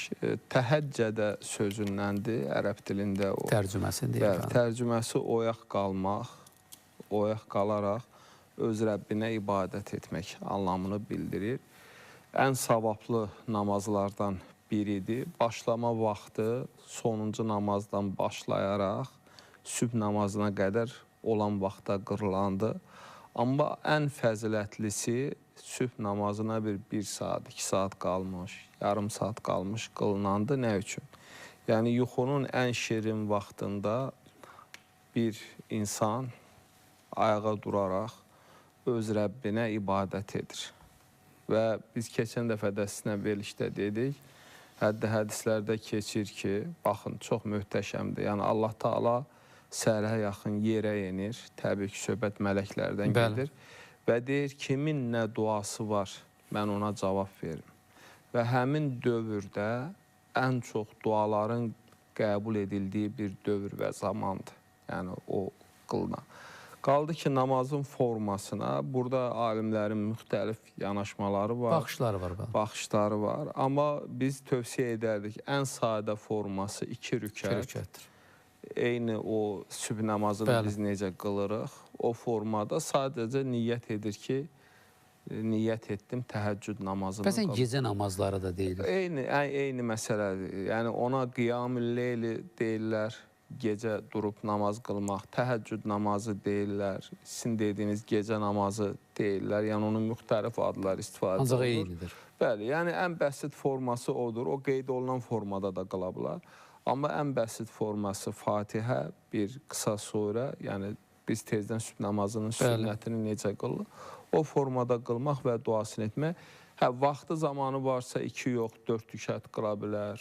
Seçim haqqı ona bağlıdır. Və bir də yəni bir sıra görüşlərdə də vitr namazı var ki, o da həmən o dövrdə qılınan namazlardan biridir və tövsiyə olunan bir namazdır və qeyd etdiyimiz kimi duaların qəbul edildiyi bir andır və ona görə də o dediyimiz ən bəsit formadan başlayaraq onu 2 rükət, 4 rükət və daha çox bu namazı qıla bilər. Amma özünü çox əziyyətə də salma ehtiyac yoxdur. Çünki səhər gedib işə gedən var, başqa öhdəlikləri var. Elədir. Onu qorumaq lazım. İslamdan öncə namaz oldu mu? Yəni bu məsələ belədir ki, indi namazların vaciblik məsələsinə gəldikdə bu sonrakı dövrdə artıq vacib buyurulmağa və formalaşmağa başlayan bir ibadət forması oldu. Əslində biz bayaqdan bunu müzakirə edərkən mən elə o barədə düşünürdüm ki, yəni əs-salə sözünün mənası müəyyən mənada bir dua deməkdir. Yəni ona dayanaraq hərfin mənası duadır. Yəni ibadət halını alıb artıq termin olaraq formalaşır və biz də buna namaz deyirik. Bizdə indi türklərdə əslində bu farsça olan bir sözdür. Amma ərəbcə əs-salət sözünün mənası duadır. Və təbii ki, yəni İslamdan əvvəldə indi biz Peyğəmbərimizin sallallahu əleyhi və səlləmin ona vəhy verilməmişdən əvvəl Hira mağarasına gedərək orada öz Rəbbinə dua etməsi, yalvarması və o dua etdiyini biz görürük. Bu da onu göstərir ki, demək ki... Əlbəttə ki, dualar var idi, ibadətlər vardı, amma İslam artıq formalaşdıqca... İslam gəldikdən sonra... Bəli, yavaş-yavaş bu formalaşmalar, gündə neçə dəfə namaz qılmaq, sünnət namazları, fərz namazları, yavaş-yavaş tutaq ki, hansı halda namaz qılmaq olar, bilirsiniz, içki ilə bağlı Quranda bəzi ayələr. Bu yavaş-yavaş daha konkret bir forma, hal almağa və formalaşmağa başlar. Təşəkkür edirəm. Layiqli bir cavabdır. Buyurun, xanım redaktor. Salam, sabahınız xeyirli olsun. Allah təala tutduğumuz orucları, qıldığımız namazları qəbul etsin. Namazdan danışırsınız, amma bir sualım da var. Elə insanlar tanıyıram ki, namaz qılmırlar, amma çox gözəl əməl sahibidirlər. Allahı o qədər sevirlər ki, bütün ruhlarıyla o Allaha daha yaxın olan insanlardır, amma namaz qılmırlar. Amma elə də namaz qılanlar var ki, namaz qılırlar, Allaha dua edirlər, amma onlarda iman zəifdir. Amma namaz qılmayan insanlarda isə iman güclüdür. Bu nə ilə əlaqədardır? Allah razı olsun. Çox maraqlı və düşündürücü bir sualdır. Geniş toxunarıq. Ağa, mən buyurun. Görürsünüz, maşallah izləyicilərimiz. Çox önəmli məsələyə toxunur. Çox vacib, çox vacib. Burada bir meyarımız o olmamalıdır ki, namaz qılmayanlar daha yaxşıdır və yaxud namaz qılanlar daha yaxşıdır. Yox, çox üzr istəyirəm. Yəni, xanım... Aydın suala, başa düşdüm suala. Yəni, xanım bildirir ki, necə olur bu, yəni... Həqiqətən deyil insanlar var. Yox, var. Alim cavab versin, mən də əlavə eləyəcəm bir-iki fikir. Ancaq burada bir incəlik var. İncəlik nədən ibarətdir? Namazı, ibadəti, ümumiyyətlə həqiqəti anlamaq məsələsi var. İnsan o böyük həqiqəti anlamaq da çətindir. Həqiqət hər qəlb üçün də deyil. İnsan onu qəbul etdikdən sonra rahatlaşır, həyatda istiqamətdən, hidayətdən ayrılmır. namazın gerçəkliyini, ədəbini, ərkanını, şərtini, mahiyyətini, ağırlığını, çəkisini dərk edən bir insan əslində o istiqamətdə davranmağa başlayır. Çünki o namazı iqamə etmək başqa, namazı qılmaq başqa, namazı qırmaq da başqa. Yəni, qırmaq dedim. Bəli, namazı qıran insan, qılan insan başqadır. Namazı, o qılan insana mələk gəlir, amin deyir. O namazı qıranı da, yaxşı mənada namaz da onu həyatda tərk eləyir. Namaz kimi bir ibadəti zay eləmək, hansı ki bizi meyraca götürəcək bir vasitəni yox eləməkdir. Yəni, o insan dərk eləmir, onun rüküsünü dərk eləmir. Çünki namazda insan bir təkbirlə başlayır. Təkbir nə deməkdir? Kainatın sahibi Allah hər şeydən böyük odur. Dərdimizdən də böyük, sərimizdən də böyük, bütün məşəqqətlərimizdən də böyük. Hər nə varsa varlıq aləmində ən böyük olan odur. Yəni, ən böyük olana o böyüklüyə doğru getməkdir. İnsan orada tərbiyələnir. İnsan oradan ədəb alır. O seyri-suruq aləminə baş qoymuş bir insan sonda əs-salam, salamla çıxır. Yəni, namaz bir təkbirlə başlayır, əslində sülh insanı olaraq geri dönür. Odur ki, yaxşı bir insan ola bilər ki, həqiqətən hələ namazla qovuşmuyub, bəlkə də tanış olmuyub.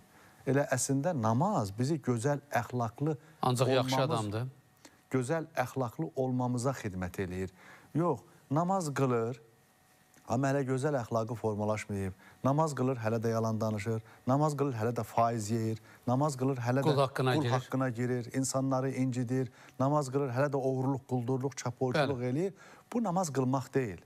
Bayaq dəyərli qarimizin də orada bir ayəni xatırlatdı. Vailun lil musallin əlləzinəhum han salatihim səhun. Yəni, vay olsun o namaz qılanların halına. Quran-ı Kərimdə vay olsun çox az işlənir. Allah razı olsun. Ceyhun mənim, millət vəkilim, mən həqiqətən zaman-zaman düşünürəm. Çoxlu sayda namaz qılmayan, vətəninə, dininə, vəhdətə, Azərbaycan dövlətçiliyinə, hətta dini dəyərlərə belə xidmət göstərən insanlar var. Siz də bilirsiniz ki, o insanların çoxu ilə mənim dostluğum var. Mən heç vaxt onlara da niyə namaz qılmırsan sualını vermirəm. Amma bilirəm ki, qılacaqlar. Hər zaman düşünürəm, adam yalan danışmır, qul haqqına girmir, hətta yedikləri məhsulların halallığına belə ailəcə rəayət edir. Ağa, mən var, Sadiq belə mənim yaxından tanıdığım, çox üzr istəyirəm iddialı olmasın, yolumu saxlayan, hətta bu an bilirəm canlı yayımda bizə baxırlar o insanlar. Çox möhtəbər insanlar var. Çünki canlı yayımdan sonra biz telefonu açdıqda WhatsAppdan əziz Seydim sizi izləyirdik. Mən yazmıram, oruca niyyətləndiniz, bəs namaza nə zaman başlayacaqsınız? Əslində onu da buradan demiş oldum. Nə baş verir? Niyə gecikir? Əslində Seydim, bu... Yardımlaşırlar, çox istəyirəm Ceyhun mənim, paylaşırlar, çağırış edirik, hamıdan daha çox könüllər sevindirirlər, şəhid ailələrinin bayramı gözləmirlər, 50-sinə, 100-ünə ziyarətə özləri çatıb getdiyi qədər gedirlər, gedə bilmədiyi qədər dostlarını, yaxınlarını göndərirlər, qəlb sevindirirlər. Allah razı olsun onlardan, Allah pullarına, mallarına bərəkət versin. Bu çox həssas məsələ olduğuna görə istədim mən də bu məsələyə bir toxunum. Baxın, əslində, yəni biz namazı nə üçün qılırıq? Namazın bir çox faydaları var. Həm sosial faydası var, həm fərd olaraq bizə faydası var. Namaz, yəni Quranda bizə vacib buyurulubdur. Bu hökmdür. Yəni Allah Teala Quranda deyir ki, mən insanları və cinləri mənə ibadət etmək üçün yaratdım. Bəli. Yəni bizim namaz qılmağımız ona görədir ki, Rəbbimiz bizə buyurub. Biz namaz qılaraq nəyə nail oluruq? Biz namaz qılaraq üzərimizdə olan vəzifəni yerinə yetiririk, Rəbbimizə şükür edirik və ən önəmlisi Rəbbimiz bizə o lazım olan enerjini verir. Yəni, biraz düzdür, bu bənzətmə tam yerinə düşməyə bilər. Amma mən bunu bir aydın olsun deyə deyirəm. Buyurun. Biz hansısa bir əşyanı qoyuruq ki, enerji yığsın. Ona görə deyirlər ki, namaz bəndənin meyracıdır, öz Rəbbindən enerji alır. Yəni, namaz yekun olaraq da mənim əxlaqımı kamilləşdirir, saflaşdırır. Tərbiyələndirir deyə bilərik. Ən önəmlisi, mənim mənəvi halımı yaxşılaşdırır. Əgər düzgün namaz qılıramsa, yəni, səmimi qəlbdən edilən ibadətdən sonra bir mənəvi rahatlıq gəlir. Bir insan özünü daha yaxşı hiss edir. Çox dürüst. Və bugün cəmiyyətdə bəzən ən geniş yayılan fikirlərdən biri olur ki, əsas olan odur ki, ürəyin düz olsun. Ürəyin düz olması yaxşıdır. Amma ürəyin düz olması hər şey deyil. Amma mən başqa bir məsələni də deyirəm ki, namaz qılıb, amma əməlində bir dəyişiklik olmayan insanda əslində böyük bir itki itirmiş bir insandır. Çünki bayaq burada qeyd olundu, yəni innə salət tənhə ənil fahşə vəl münkər. Yəni namaz bizi əgər pisliklərdən çəkindirmirsə, günahlardan çəkindirmirsə, o namazın heç bir faydası yoxdur bizə. Bayaq mən istədim əlavə edim, vaxta görə etmədim. O surə kiçik bir surə olsa da, deyir, vay namaz qılanların halına, adam dəhşətə gəlir. Yəni, necə namaz qılanların halına vay olsun? Deyir, hansı ki, onlar namazda əslində ağılları ilə, fikirləri... Xanımın sualına ilə bu ayədən yola çıxara cavab verə bilir. Hansı ki, indi mən orada bir məqam var, hansı ki, onlar namaz qılırlar, amma fikirləri orada buradadılar. Demədin mi taxıl sahəsində? Namazın haqqını vermirlər və davamı da gəlir. وَالَّذِينَ هُمْ يُرَاءُونَ Onlar namazı reklam üçün qılırlar. Özlərini göstərmək üçün qılırlar. Yəni, dərindən fikirləşəndə dəhşət bir ayədir ki, necə yəni, vay namaz qılanların halına, hansı namaz qılanların halına? Demək, namaz qılanlar içərisində də, namaz qılanlar içərisində də halına vay deməli olduğumuz insanlar var ki, onlar o namazdan nəsiblərini almırlar. Və o mənada izləyicimizin dediyi məsələyə mən gəlirəm ki, möminlər, müsəlmanlar bu məsələdə diqqətli olmalıdırlar. Əgər bir adam namaz qılırsa, əməli düzgün deyilsə, doğru deyilsə, bir insan namaz qılmır, əməli doğrudursa, insanlar bir anda fikirləşirlər ki, bu necə baş verir və necə gözəl nümunə bu tərəfdədir. Ona görə də bu... O cür düşünürlər. Burada məsələ nədir? Yəni, hər bir ibadətin, biz sizlə keçən dəfə də bunu danışdıq, hər ibadət özünün bir tələbləri var. Məsələn, Allah Teala Quranda deyir ki, dərəcəsi var. Kulli nəfsin bimə kəsəbət rahinə. Hər kəs öz əməlinin girovudur. Möhtəşəmdir. Elədir. Hər kəs öz günahının daşıyıcısıdır. Bəli. Yəni, ola bilər ki, bir insan olsun, Rəbbinə iman gətirsin, işi ilə bağlı, gücü ilə bağlı, öhdəlikləri ilə bağlı namazı yerinə yetirmir. Amma mömin şəxsdir, yaxşılıq edir, yaxşı əməllər görür. Ona görə də burada əsas meyar odur ki, biz ibadəti yerinə yetirməliyik. Əgər yerinə yetirə bilmiriksə, bunu əməllərimizdə tətbiq etməliyik. Amma vay o insanın halına da ki, namazını qılır. Bu təhlükəlisidir. Amma bu onun davranışında özünü göstərmir. Ona görə insanlar baxır, deyir, bu namaz qılır, amma qeybət edir, yalan danışır, insanları aldadır.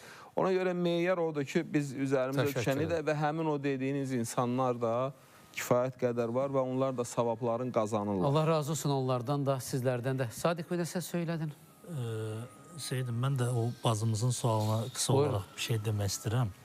Demək, biz bilirik ki, hidayəti verən Rəbbimizdir. Elədir. İnsana hidayəti verən Rəbbimizdir. Bəli. Çünki Allah Rasulü sallallahu aleyhi və səlləm də əmisi Əbu Cəhilin, Əbu Ləhəbin qapısına dəfələrcə getdi, dəvət etdi. Rəbbimiz ayət nazil edir ki, sən onlara hidayət verici deyirsən, sən sadəcə onların üzərində bir dəvətçisən, hidayəti vermək mənim əlimdədir. İndi burada məsələ nədir? İnsanın yaxşı əməl sahib olub, amma ibadət etməməsi, biz hər birimiz, Rəbbimiz bizə hidayəti hər hansı bir səbəbdən verir. Elədir. Bizim hər hansı bir əməlimizə görə Rəbbimiz bizə hidayət verir. Maraqlıdır. Və namaz ibadətini bizə sevdirib, namaz ibadətini bizə bəxş edib. Amma insanlar var ki, birbaşa o əməllərdən, yaxşı əməllərdən deyil də, birbaşa insan namaza başlamaq istəyib, namaz qılıb və bayaq dediyimiz kimi hər hansı bir işinin yaxşı getməsi üçün insanlar ona yaxşı baxsın deyə birbaşa ibadətə başlayıb, amma əməlləri kasad olaraq qaldığı üçün o insanın qıldığı ibadət natamamdır. Onun qıldığı ibadətdə insanlara fərqli təəssürat bağışlayır. İnsanlar deyir ki, filan kəssə namaz qılır. Aynada onu görürlər. Bəli. Amma bizim... Özümü deyək, Seyid budursa, mən belə Seyidlə mənim nəyimə lazımdır? Qoy deyim, rahat olsunlar. Son cümləmi də deyim ki, bizim görmürsən dinə, dövlətə, vətənə xidmət edir. Bazımıza tövsiyə edirəm ki, biz əgər ibadət eləyəndən nümunə götürmək istəyiriksə, bizim yeganə baxacağımız nümunə ən birinci olan Allah Rasulü sallallahu aleyhi və səlləmdir. Onun əshabıdır, onun əhl-i beytidir, salih kişilərdir, salih kimsələrdir. Biz onlardan nümunə götürəcəyik. Təşəkkür edirəm. Mübarək insanlardır, imamlardır. Allah sizdən razı olsun. Buyurun, xanım redaktor. Salam, sabah xeyir, hörmətli hamsevərlər, hörmətli qonaqlarımız. Mənim sualım qısa və ondan ibarətdir ki, mən Qarabağ qazisiyəm, mənim ayağımın biri yoxdur. Oturan yerdə qılınan namazı bu düzgündürmə, xahiş edirəm, imkan varsa cavablandırırsınız. Allah razı olsun. Əsl Qarabağ qazisinin sualını gördünüzmü? Qısa, yığcam, potensial diri şəhidin sualı belə olur. Qarşısında baş əyirəm, var olasınız. Allah sizə yar və yardımcı olsun, kömək olsun. Ceyhun müəllim, buyurun. Allah qəbul eləsin. Bizə millərlə Qarabağ qaziləri baxır, bu arada onu söyleyeyim. Çünki yazırlar dayanmadan, sağ olsunlar. Qarşılarında baş əyirik. Onların vətən qarşısında xidmətləri çox böyükdür. Misilsizdir, bəli. Allah hər birinə can sağlığı versin. Və nə gözəldir ki, bizim qazimiz sübhün bu çağında ibadət edir, Rəbbinə dua edir və özünün ibadətinin qəbulu ilə bağlı belə bir sualı verir. Mən də bəxtəvərəm, Lahiyə müəllifi kimi inanır və etibar edir. Bəli. Bu əslində... Allah eləcə sizləri qorusun. Buyurun. Əslində Seydim, mən həmişə deyirəm, bir insanın malik olduğu bu dünyada ən dəyərli sərvətlərdən biri etimaddır. Etimadı qazanmaq qədər çətin, onu itirmək qədər də asan heç bir iş yoxdur. Doğrudur. Allah həmişə sizin bu verilişə olan etimadı belə etsin və hər zaman insanların ümid yeri olasınız, insanların etibar elədiyi, ümid etdiyi bir yer olasınız. Namaza gəldikdə namazın belə bir şərti var ki, əgər insanın sağlamlığı ayaq üstə qılmağa ona imkan vermirsə, vəziyyətindən asılı olaraq qılar. Əgər otura bilərək də qıla bilmirsə, uzanılı halda da qıla bilər. Yəni, bu sağlamlıqla bağlı bir məsələdir və ona görə dinimiz də gözəl dindir. Peyğəmbərimiz deyir, yəssiru və lə tuassiru. Dinimiz deyir, asanlaşdırın, çətinləşdirin. Heç narahat olmasın. Əsas o da qəlbi Allahla olsun. Qəlbi Allahla döyünsün və oturaq halda namazını qıla bilər. Heç bir narahatlıq yox. Allah razı olsun. Qarşısında bir daha baş əyirəm. Bütün qazilərimizin, bütün şəhid doğmalarının Allah sizlərə xeyirli, sağlam canla ömür ehsan etsin. Sübhün erkən çağında, mələklərin seyr etdiyi bu məqamda. Buyurun. Salam. Bütün işləriniz Allah havand eləsin. Seydim, elə bir gözəl məsələyə toxunmuşsunuz ki, bugün elə bir müsəlman olmaz ki, bu namaz haqqında düşünməyə və yaxud namazın adətlərinə əməl etməyi beynindən keçirtməyə. Gözəl insan. 76 yaşım var, amma namaz qılmamışım. Allahın qoyduğu bütün qanunlara demərəm ki, 100% əməl etmişəm. Bəlkə də səhvim olubdur. Ancaq ürəyimlə, qanımla Allahın yolunu seçmişəm və Allahın qoyduğu qanunlara riayət edirəm. Lakin namaz qıla bilmirəm. Bilirsiniz, biz o marksizm, leninizm dərsi keçənlərdənik. 76 yaşım var mənim. O qədər can atıram ki, mən namaz qılmağa. Seydim, inanın, gecələr yuxuda öz səsimi özüm ayırıram ki, namaz qılmışam. Amma səhər duranda yadımda qalmır o mənim. O qədər peşman oluram ki, əzbərləyərəm, ancaq siz bilirsiniz necədir. İstəyirəm ki, ürəyimin içindən gələn o səslərlə namaz qılım. Mən burada neynəməliyəm? Mənə bir yol göstər, gözəl insan. Sənin hər dəfə ekranda görəndə bir nəvəm var. Gəlir, ətəyimlə tutuqun, nənə, ürək danışır, de qulaq asın ona. İndi bütün ürəklərə girən bir insansan sən. Allah sizi Azərbaycana çox görməsin. Estağfurullah. Birinci qarşınızda baş əyirəm, anamız kimdirsə, Allah dediyinizə layiq qərar versin və o nəvənizin də gözlərindən öpürəm, ayrılıq olmasın. Allah qismət edər, onunla da, mən də ona deyirəm, o ürəyimizlə görüşərik inşallah. Əgər siz 76 yaşında anamız, mən mübarək anamız deyirəm. Niyə? Çünki siz imsaka oyanmışsınızsa, sübhün erkən çağında inama səsli mesaj göndərmişsinizsə, Allah sizi namaz ibadətinə dəvət edib. Bir dəfə İbrahim Quliyev belə bir sual gəlmişdi Hacı Cavad məscidinin imamı. Deyəsən, Ceyhun sizlə bərabər idi o verilişdə. Biləm, səhv etmirəmsə. Dedilər, Qədir gecəsi idi. Dedilər, biz nə edək? Dedi, heç nə, narahat olmayın, sadəcə inan verilişinə baxın. Biraz da sevdim o ifadəni, layihə müəllif olaraq. Və anamız həqiqətən də artıq psixoloji, mənəvi, ilahi etiqad hissi ilə, Sayın Sadiq, hazırdır. Sadəcə yaddaşımda o elə cümlələrlə dedi ki, hiss olunur ki, çox savadlı, ziyalı, intellektual bir aydınımızdır. Görürsünüz, deyir, yuxularıma gəlir. Çox duyğulandım. Nə edəcək? Söyləyin. Seydim, əslində namazda olan surə ki var, Həmd surəsi, Fatihə surəsi, İxlas surəsi, zikirlər əslində çox çətin bir surələr və zikirlər deyil. Yəni, şərt deyil ki, anamız uzun bir surələr əzbərləsin. Caza da bilər ilk mərhələ. Əlbəttə, bəli, onu yəni, görüntülü bir kağızda əlində tutub ibadətini edə bilər. Yəni, orada heç bir sıxıntı yoxdur. Zaten bir müddətdən sonra, vərdiş halına gələcək. Vərdiş halına gələcək, artıq əzbərləmiş olacaq onu. Allah arasın. O gözəl sözlər söylədi, yəni namaz qılaram. Valla, Seydim, əslində mən keçən dəfə də sizin verilişdə dedim, yəni, mən bizim xalqımızın imanına heyranam. Elədir. Yəni, bilirsiniz, insan Rəbbinə ibadət edə bilər, bütün əməllərin tacı səmimiyyətdir. Və ibadətin İnamda da üzə çıxır, baraqlıdır. Və ibadətin də tacı səmimiyyətdir və hiss olunur ki, anamız nə qədər o imana sarılıb, nə qədər yüksək iman sahibidir və nə qədər də narahatdır ki, bu qədər dua edir, oruç tutur, amma nə qədər narahatdır. Çünki insan yuxuda nəyi görə bilər?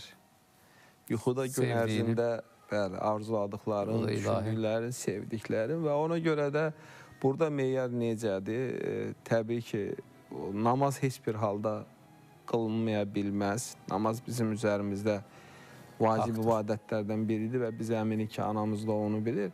Kağızdan oxusun. Qarşısına bir kağız qoysun. Yəni, bu dində də var. Qardaşımız Sadiqin də dediyi kimi, yəni elə qoysun, oradan oxusun, qəbul olunacaq. Qarşısında baş əyirəm. O balaca körpəni də çox xahiş edirəm. Acizana ki, mən əvəzdən onun gözlərindən öpün. Allah gələcəyini uğurlu etsin. Bütün körpələrimizin. Azana nə qədər var? Dəqiqə yarım. Onda bir sual qəbul edək. Sonra Sadiq azanı oxusun. Hər gün bir görüşün azanı oxunur. Salam, sabahınız xeyir olsun. Salamlayıram qonaqlarımızı da, hər birinizi. Allah tutduğumuz bütün oruclarımızı sizlərlə, bizlərlə, bütün xalqımızla bərabər qəbul eləsin. Mənim bir sualım var, çox maraqlandırır. Neçə illərdir mən baxıram bu verilişə. Burada səfərdə tutulan orucların qəbul olub-olmamaqdan söhbət gedir. Onu soruşmaq istəyirdim ki, mənim keçən ildə, ondan öbürsü ildə bir 3 gün, 4 gün Türkiyəyə səfərim olub Ramazan ayında.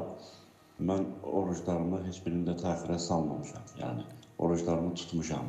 Elə vaxt olub, səhər sahurmu samolyotda eləmişəm İstanbula gedən tərəf. Təyyarət. Bunu bilmək istəyirdim ki, amma mən 10 gün qalmamışam da orada. Mənim gelişim, gəlişim 4 gün içərisində olub. Amma mən oruclarımı heç birində saxlamamışam. İndi ürəyimdə qalıb ki, yəni mənim o oruclarım qəbuldur, yoxsa qəbul deyil. O oruclarım batildir, yoxsa batil deyil. Allah qəbul etsin. Allah qəbul etsin. Azan vaxtıdır yəqin ki. Elə mi, xanım redaktor? Azan vaxtıdır. Saniyələrimiz qalıb. Ağa mənim cavablandırın. Çox olar yarımsız saxlayarıq. Bəlkə əzandan Ona sonra. biraz toxunaq, o həssas mövzuda ağa müəllim. Vaxtı Sadiq buyurun. Ona biraz geniş toxunaq, çünki biraz çaşqınlıq var cəmiyyətdə. Vaxtımız az qalır. Sadiq dərhal. Çox üzr istəyirəm, Bakı vaxtı ilə azan vaxtıdır. Allahu Ekber, Allahu Ekber. Allahu Ekber,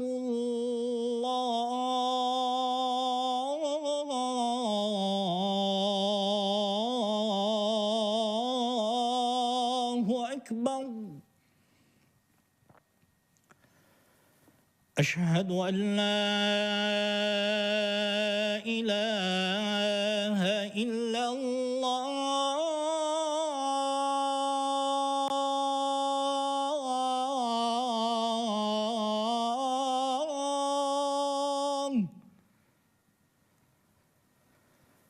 أشهد أن لا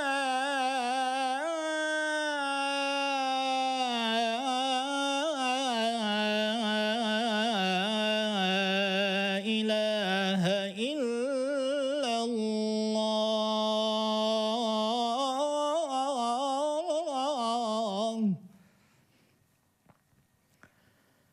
أشهد أن محمدًا رسول الله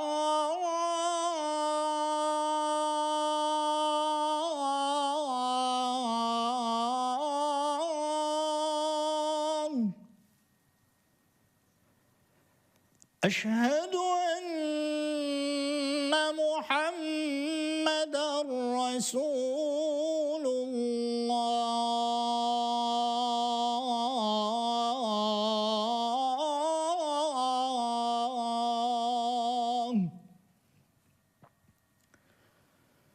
حي على الصلاة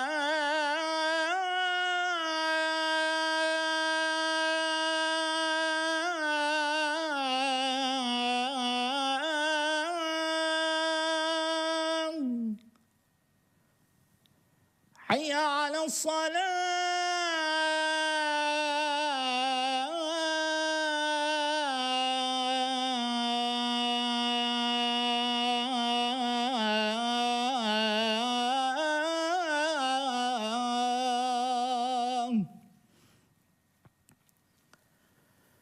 حي على الفلاح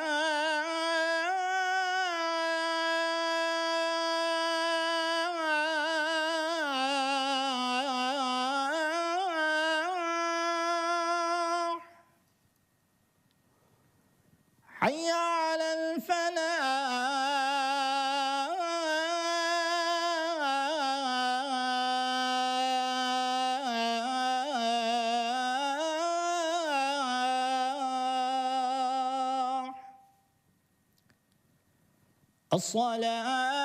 الصلاة خير من النوم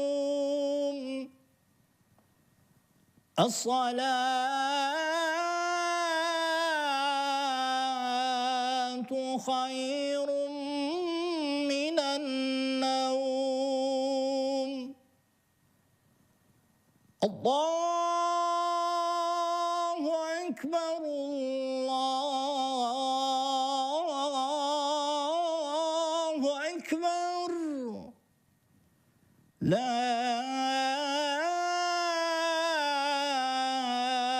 إله إلا الله.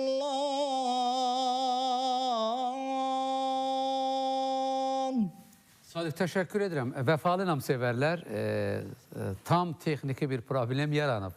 Haqqınızı halal edin. Demək, biz imsak vaxtı bir yanlışa yol verdik. Biz imsakla iftarı demək heyətimiz dəyişik saldı. Amma yenə də əzandır. İmsakla əzanı dəyişik salındı. Bunu da mən düşünürəm ki, üzürlü qəbul edərsiniz. Niyə? Çünki İnam komandası 3 saatdan artıq yatmır. Yəni bunu məcburam, heç vaxt dilim alıb demirdim. Amma biləsiniz ki, yəni əzanı yenidən verəcəksən. Kəsmədim, çünki Allahın Hər işdə bir çağırışıdır. xeyir var.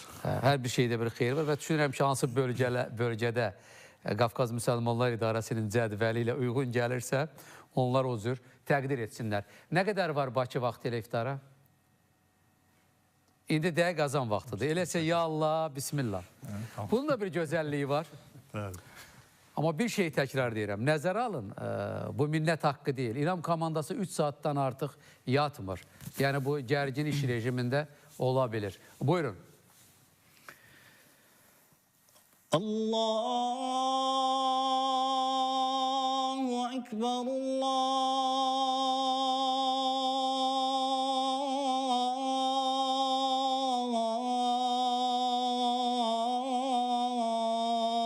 Allahu Ekber,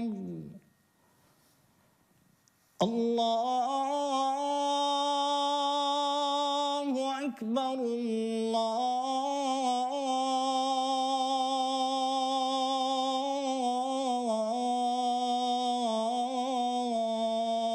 Ekber. Eşhedü en la ilahe illallah.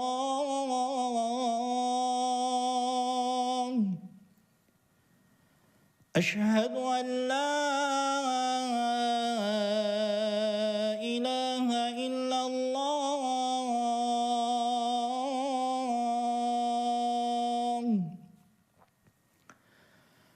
Eşhedü enne Muhammeden Resulullah.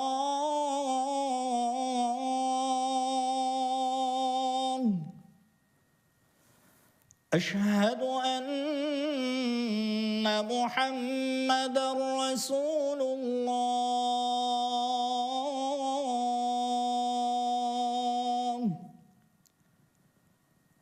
Hayy alassalah.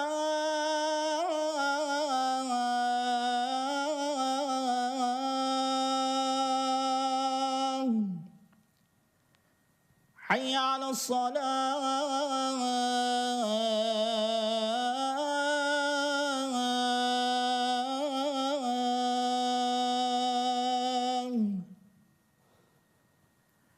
Hayy alel felah.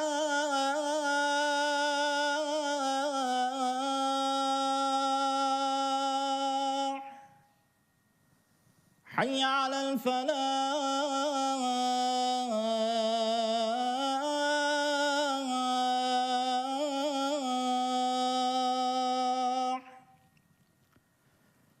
As-salatu hayrun minen nevm. As-salatu hayrun minen nevm.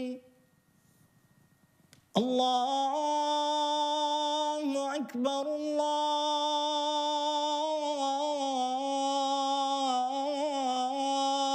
Ekber. La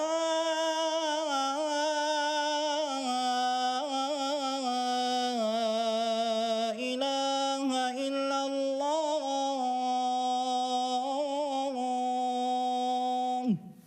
Sadiq, Allah qəbul etsin. Amin. Bu təkrarsız azana görə təşəkkür edirəm.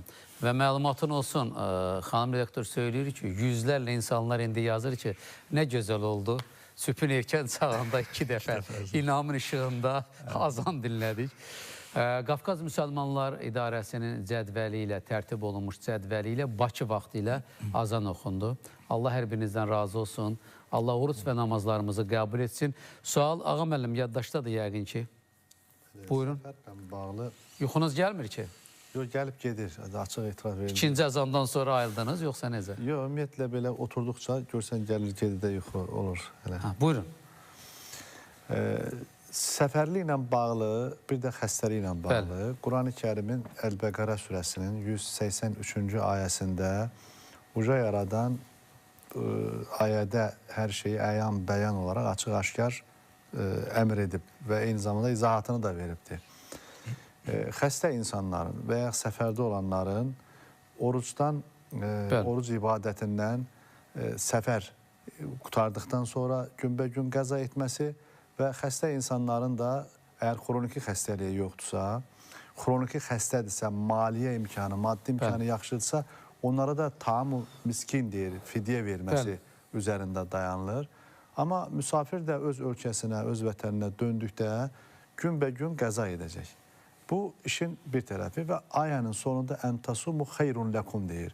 Əgər siz oruç tutmuş olsaydınız, bu sizin üçün daha faydalı olardı. Yəni seçim haqqı verir, belə deyə bilərikmi? Bu fikri bir məsələdir. Görüşlərdə münasibət fərqlidir. Bəli, görüşlərdə fərqli münasibətlər var, onları da söyləyək. Bizim ənənəvi olaraq bəzən anlaşılması çətin olan tərəfimiz budur. Fiqh məsələlərində bununla bağlı konkret görüşlər var. Tutarım ki, 22 kilometr məsafəni qət etdikdən sonra yaşadığın şəhərdən, kənddən artıq sən hətta tərəxüs deyilir buna. O məsafəni qət etmişsə müsafir sayılırsan. Digər görüşümüzdə isə bu məsafə 90 kilometr məsafəni qət etdikdən sonra olur. Amma bu təyyarədən danışır. Türk qardaş Türkiyəyə gedib qardaşım. Bəli, bu artıq konkret olaraq müsafir sayılırsa, bu Türkiyəyə gedib, bu 90 kilometrdən daha artıq məsafəni onu söyləyirəm. Yəni, hər iki görüş narahat olmasın artıq. Orada bitirdiniz. Buyurun, buyurun. Və burada bir məsələ var ki, əhl-i sünnə məzhəblərinin görüşündə bu orucun tutulmasında... İki görüş deyək, bir görüş belə, bir görüş belə. Bu bir görüşdə budur ki... Biri canımdır, biri qanımdır. Tamam, buyurun. Ayrı seçkilik yox burada. Sadəcə fiqh hökmü aşkarlansın. Seçənlər bizdən deyil, buyurun. Görüşün biri budur ki, sən o məsafələri qət etsən, sənin üçün əgər şəraitin varsa, problemlərin yoxsa, doğrudur, səfərisən, sən burada rüsxət sahibisən, istifadə edə bilərsən. Amma bir hədisi xatırladır ki, sevgili Peyğəmbərimiz, Ramazanda tərk etdiyiniz bir günün orucunu bütün ömrü boyu oruç tutmağa çalışsanız, o günün fəzilətini, məziyyətini itirmişsiniz, sərd edə bilməyəcəksiniz. Bir ağırlıq. Bunu da nəzərə alaraq, bəzən insanlar o məsafələri qət etdikdən sonra oruç tuta bilirəmsə, tuturlar. Yox, əgər mənim üçün çətindirsə, rüsxət sahibiyəm, artıq səfərdə olduğum müddət ərzində mən günbəgün qaydanda orucumu qəza edəcəm. Allah razı olsun. Qardaşımıza nə deyək? Qısa cavab istəyəcəm.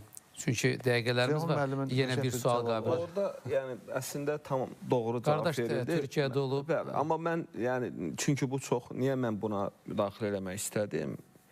Yəni, çünki bizə də çox müraciət olunur. İndi biz ilahiyyatçı kimi bu məsələləri bilirik. Ağa qardaşımız çox gözəl buyurdu. Quran ayəsində hər şey açıqdır. Yəni, bugün bəzi insanlar var, israrla deyir ki, yox, sən mütləq belə eləməlisən, sən mütləq belə eləməlisən, yox, sən mütləq orucu açmalısan, sən mütləq yox tutmalısan. Hər bir məsələni nəzərə alaraq konkret Quran ayəsi nə deyir?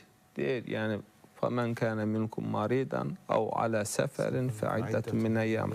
Yəni, Quranda buyurulmur ki, sən mütləq şəkildə səfərdə olanda orucunu açmalısın. Yəni, sən nə edə bilərsən? Yəni, müasir dövrdə, o dövrdə səfər etmək çox ağır və çətin bir məsələ idi. Yəni, sən hansı istiqamətdə gedirsənsə, indi bəzi insanlarımız konkret olaraq hansısa bir məzhəblə və ya alimin görüşü ilə getmədiyi üçün onlar biraz fikirləşirlər ki, mən nə etməliyəm. Yəni, bu buraxılıb insana.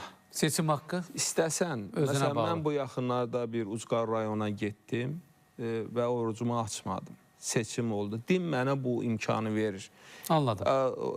Və başqa bir məsələdə, məsələn, biz deyirik, bəzi məzhəblərdə 22, yəni görüşlərdə 45-90. Hansını istəyirsiniz seçin. Məsuliyyəti o fətvanı verən alimlər daşıyır. Məncə ən layiq cavab budur. Məsul şəxs o fətvanı verəndir. Siz hansını istəyirsiniz götürün. Təşəkkür edirəm. Bax, tolerantlıq deyirik, birlik, bərabərlik deyirik, vəhdət deyirik. İlahiyyatçı alimində gözəl, tutarlı cavabı, eləcə dəyərli ağa müəllimin. Mən düşünürəm ki, bu cavablar elə eynidir hər ikinizin. Buyurun, xanım redaktor. Mən bir salam, sabah xeyir. Hər birinizi salamlayıram. Amma mən bir şey elə belə bilmək istəyirəm. Suridin nə deməkdir? Suridin tərcüməsi, mənası bilmək istəyirəm. Sağ olun.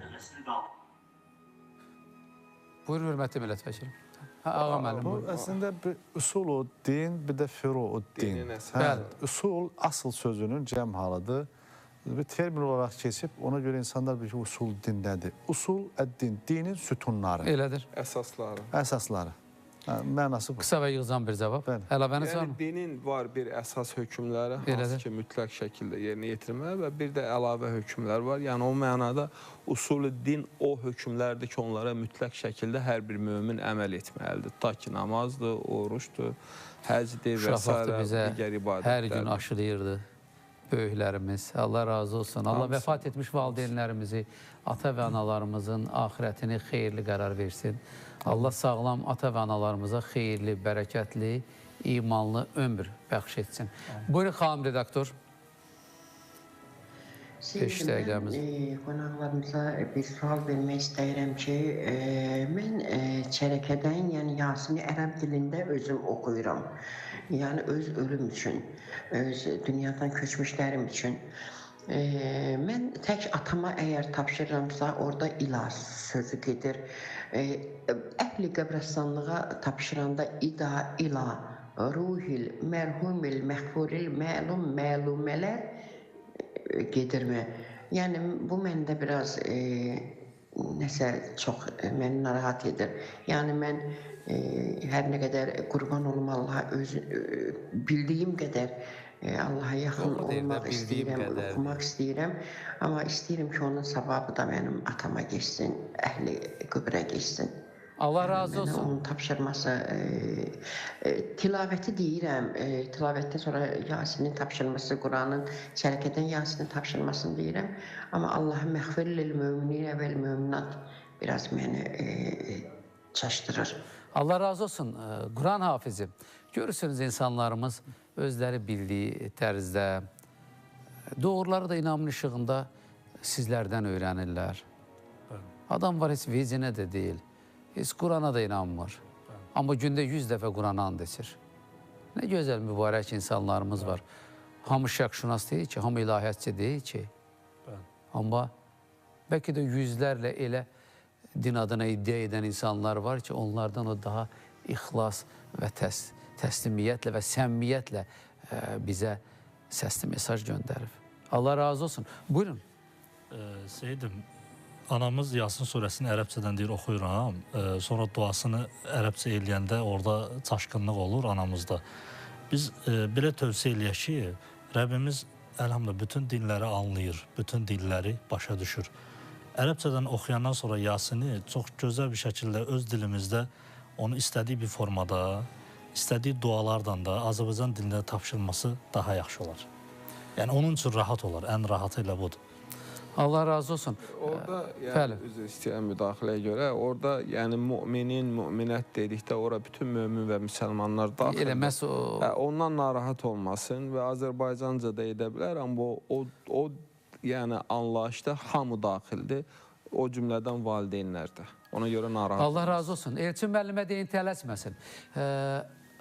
Hörmətli millət vəkilim, çox dəyərli ağa müəllim, çox dəyərli Quran hafizi, Qarabağ qazisi. Mən sizlərə təşəkkür edirəm. Nə gözəl oldu, canlı yayımda 2 dəfə azan oxundu. Görünür, mələklər bunu bizdən istədi. Görünür, istədi. Görünür, elə ruhlar var ki, elə məqamlar var ki, bunu bizdən istədi. Mən bunu bu cür düşünürəm. Var olasınız.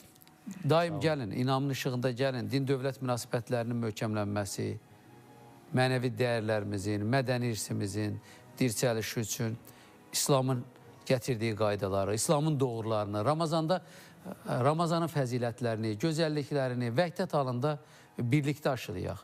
Bu da bir nemətdir. Nemətlərin sahibinə sonsuz həmd və sənalar olsun.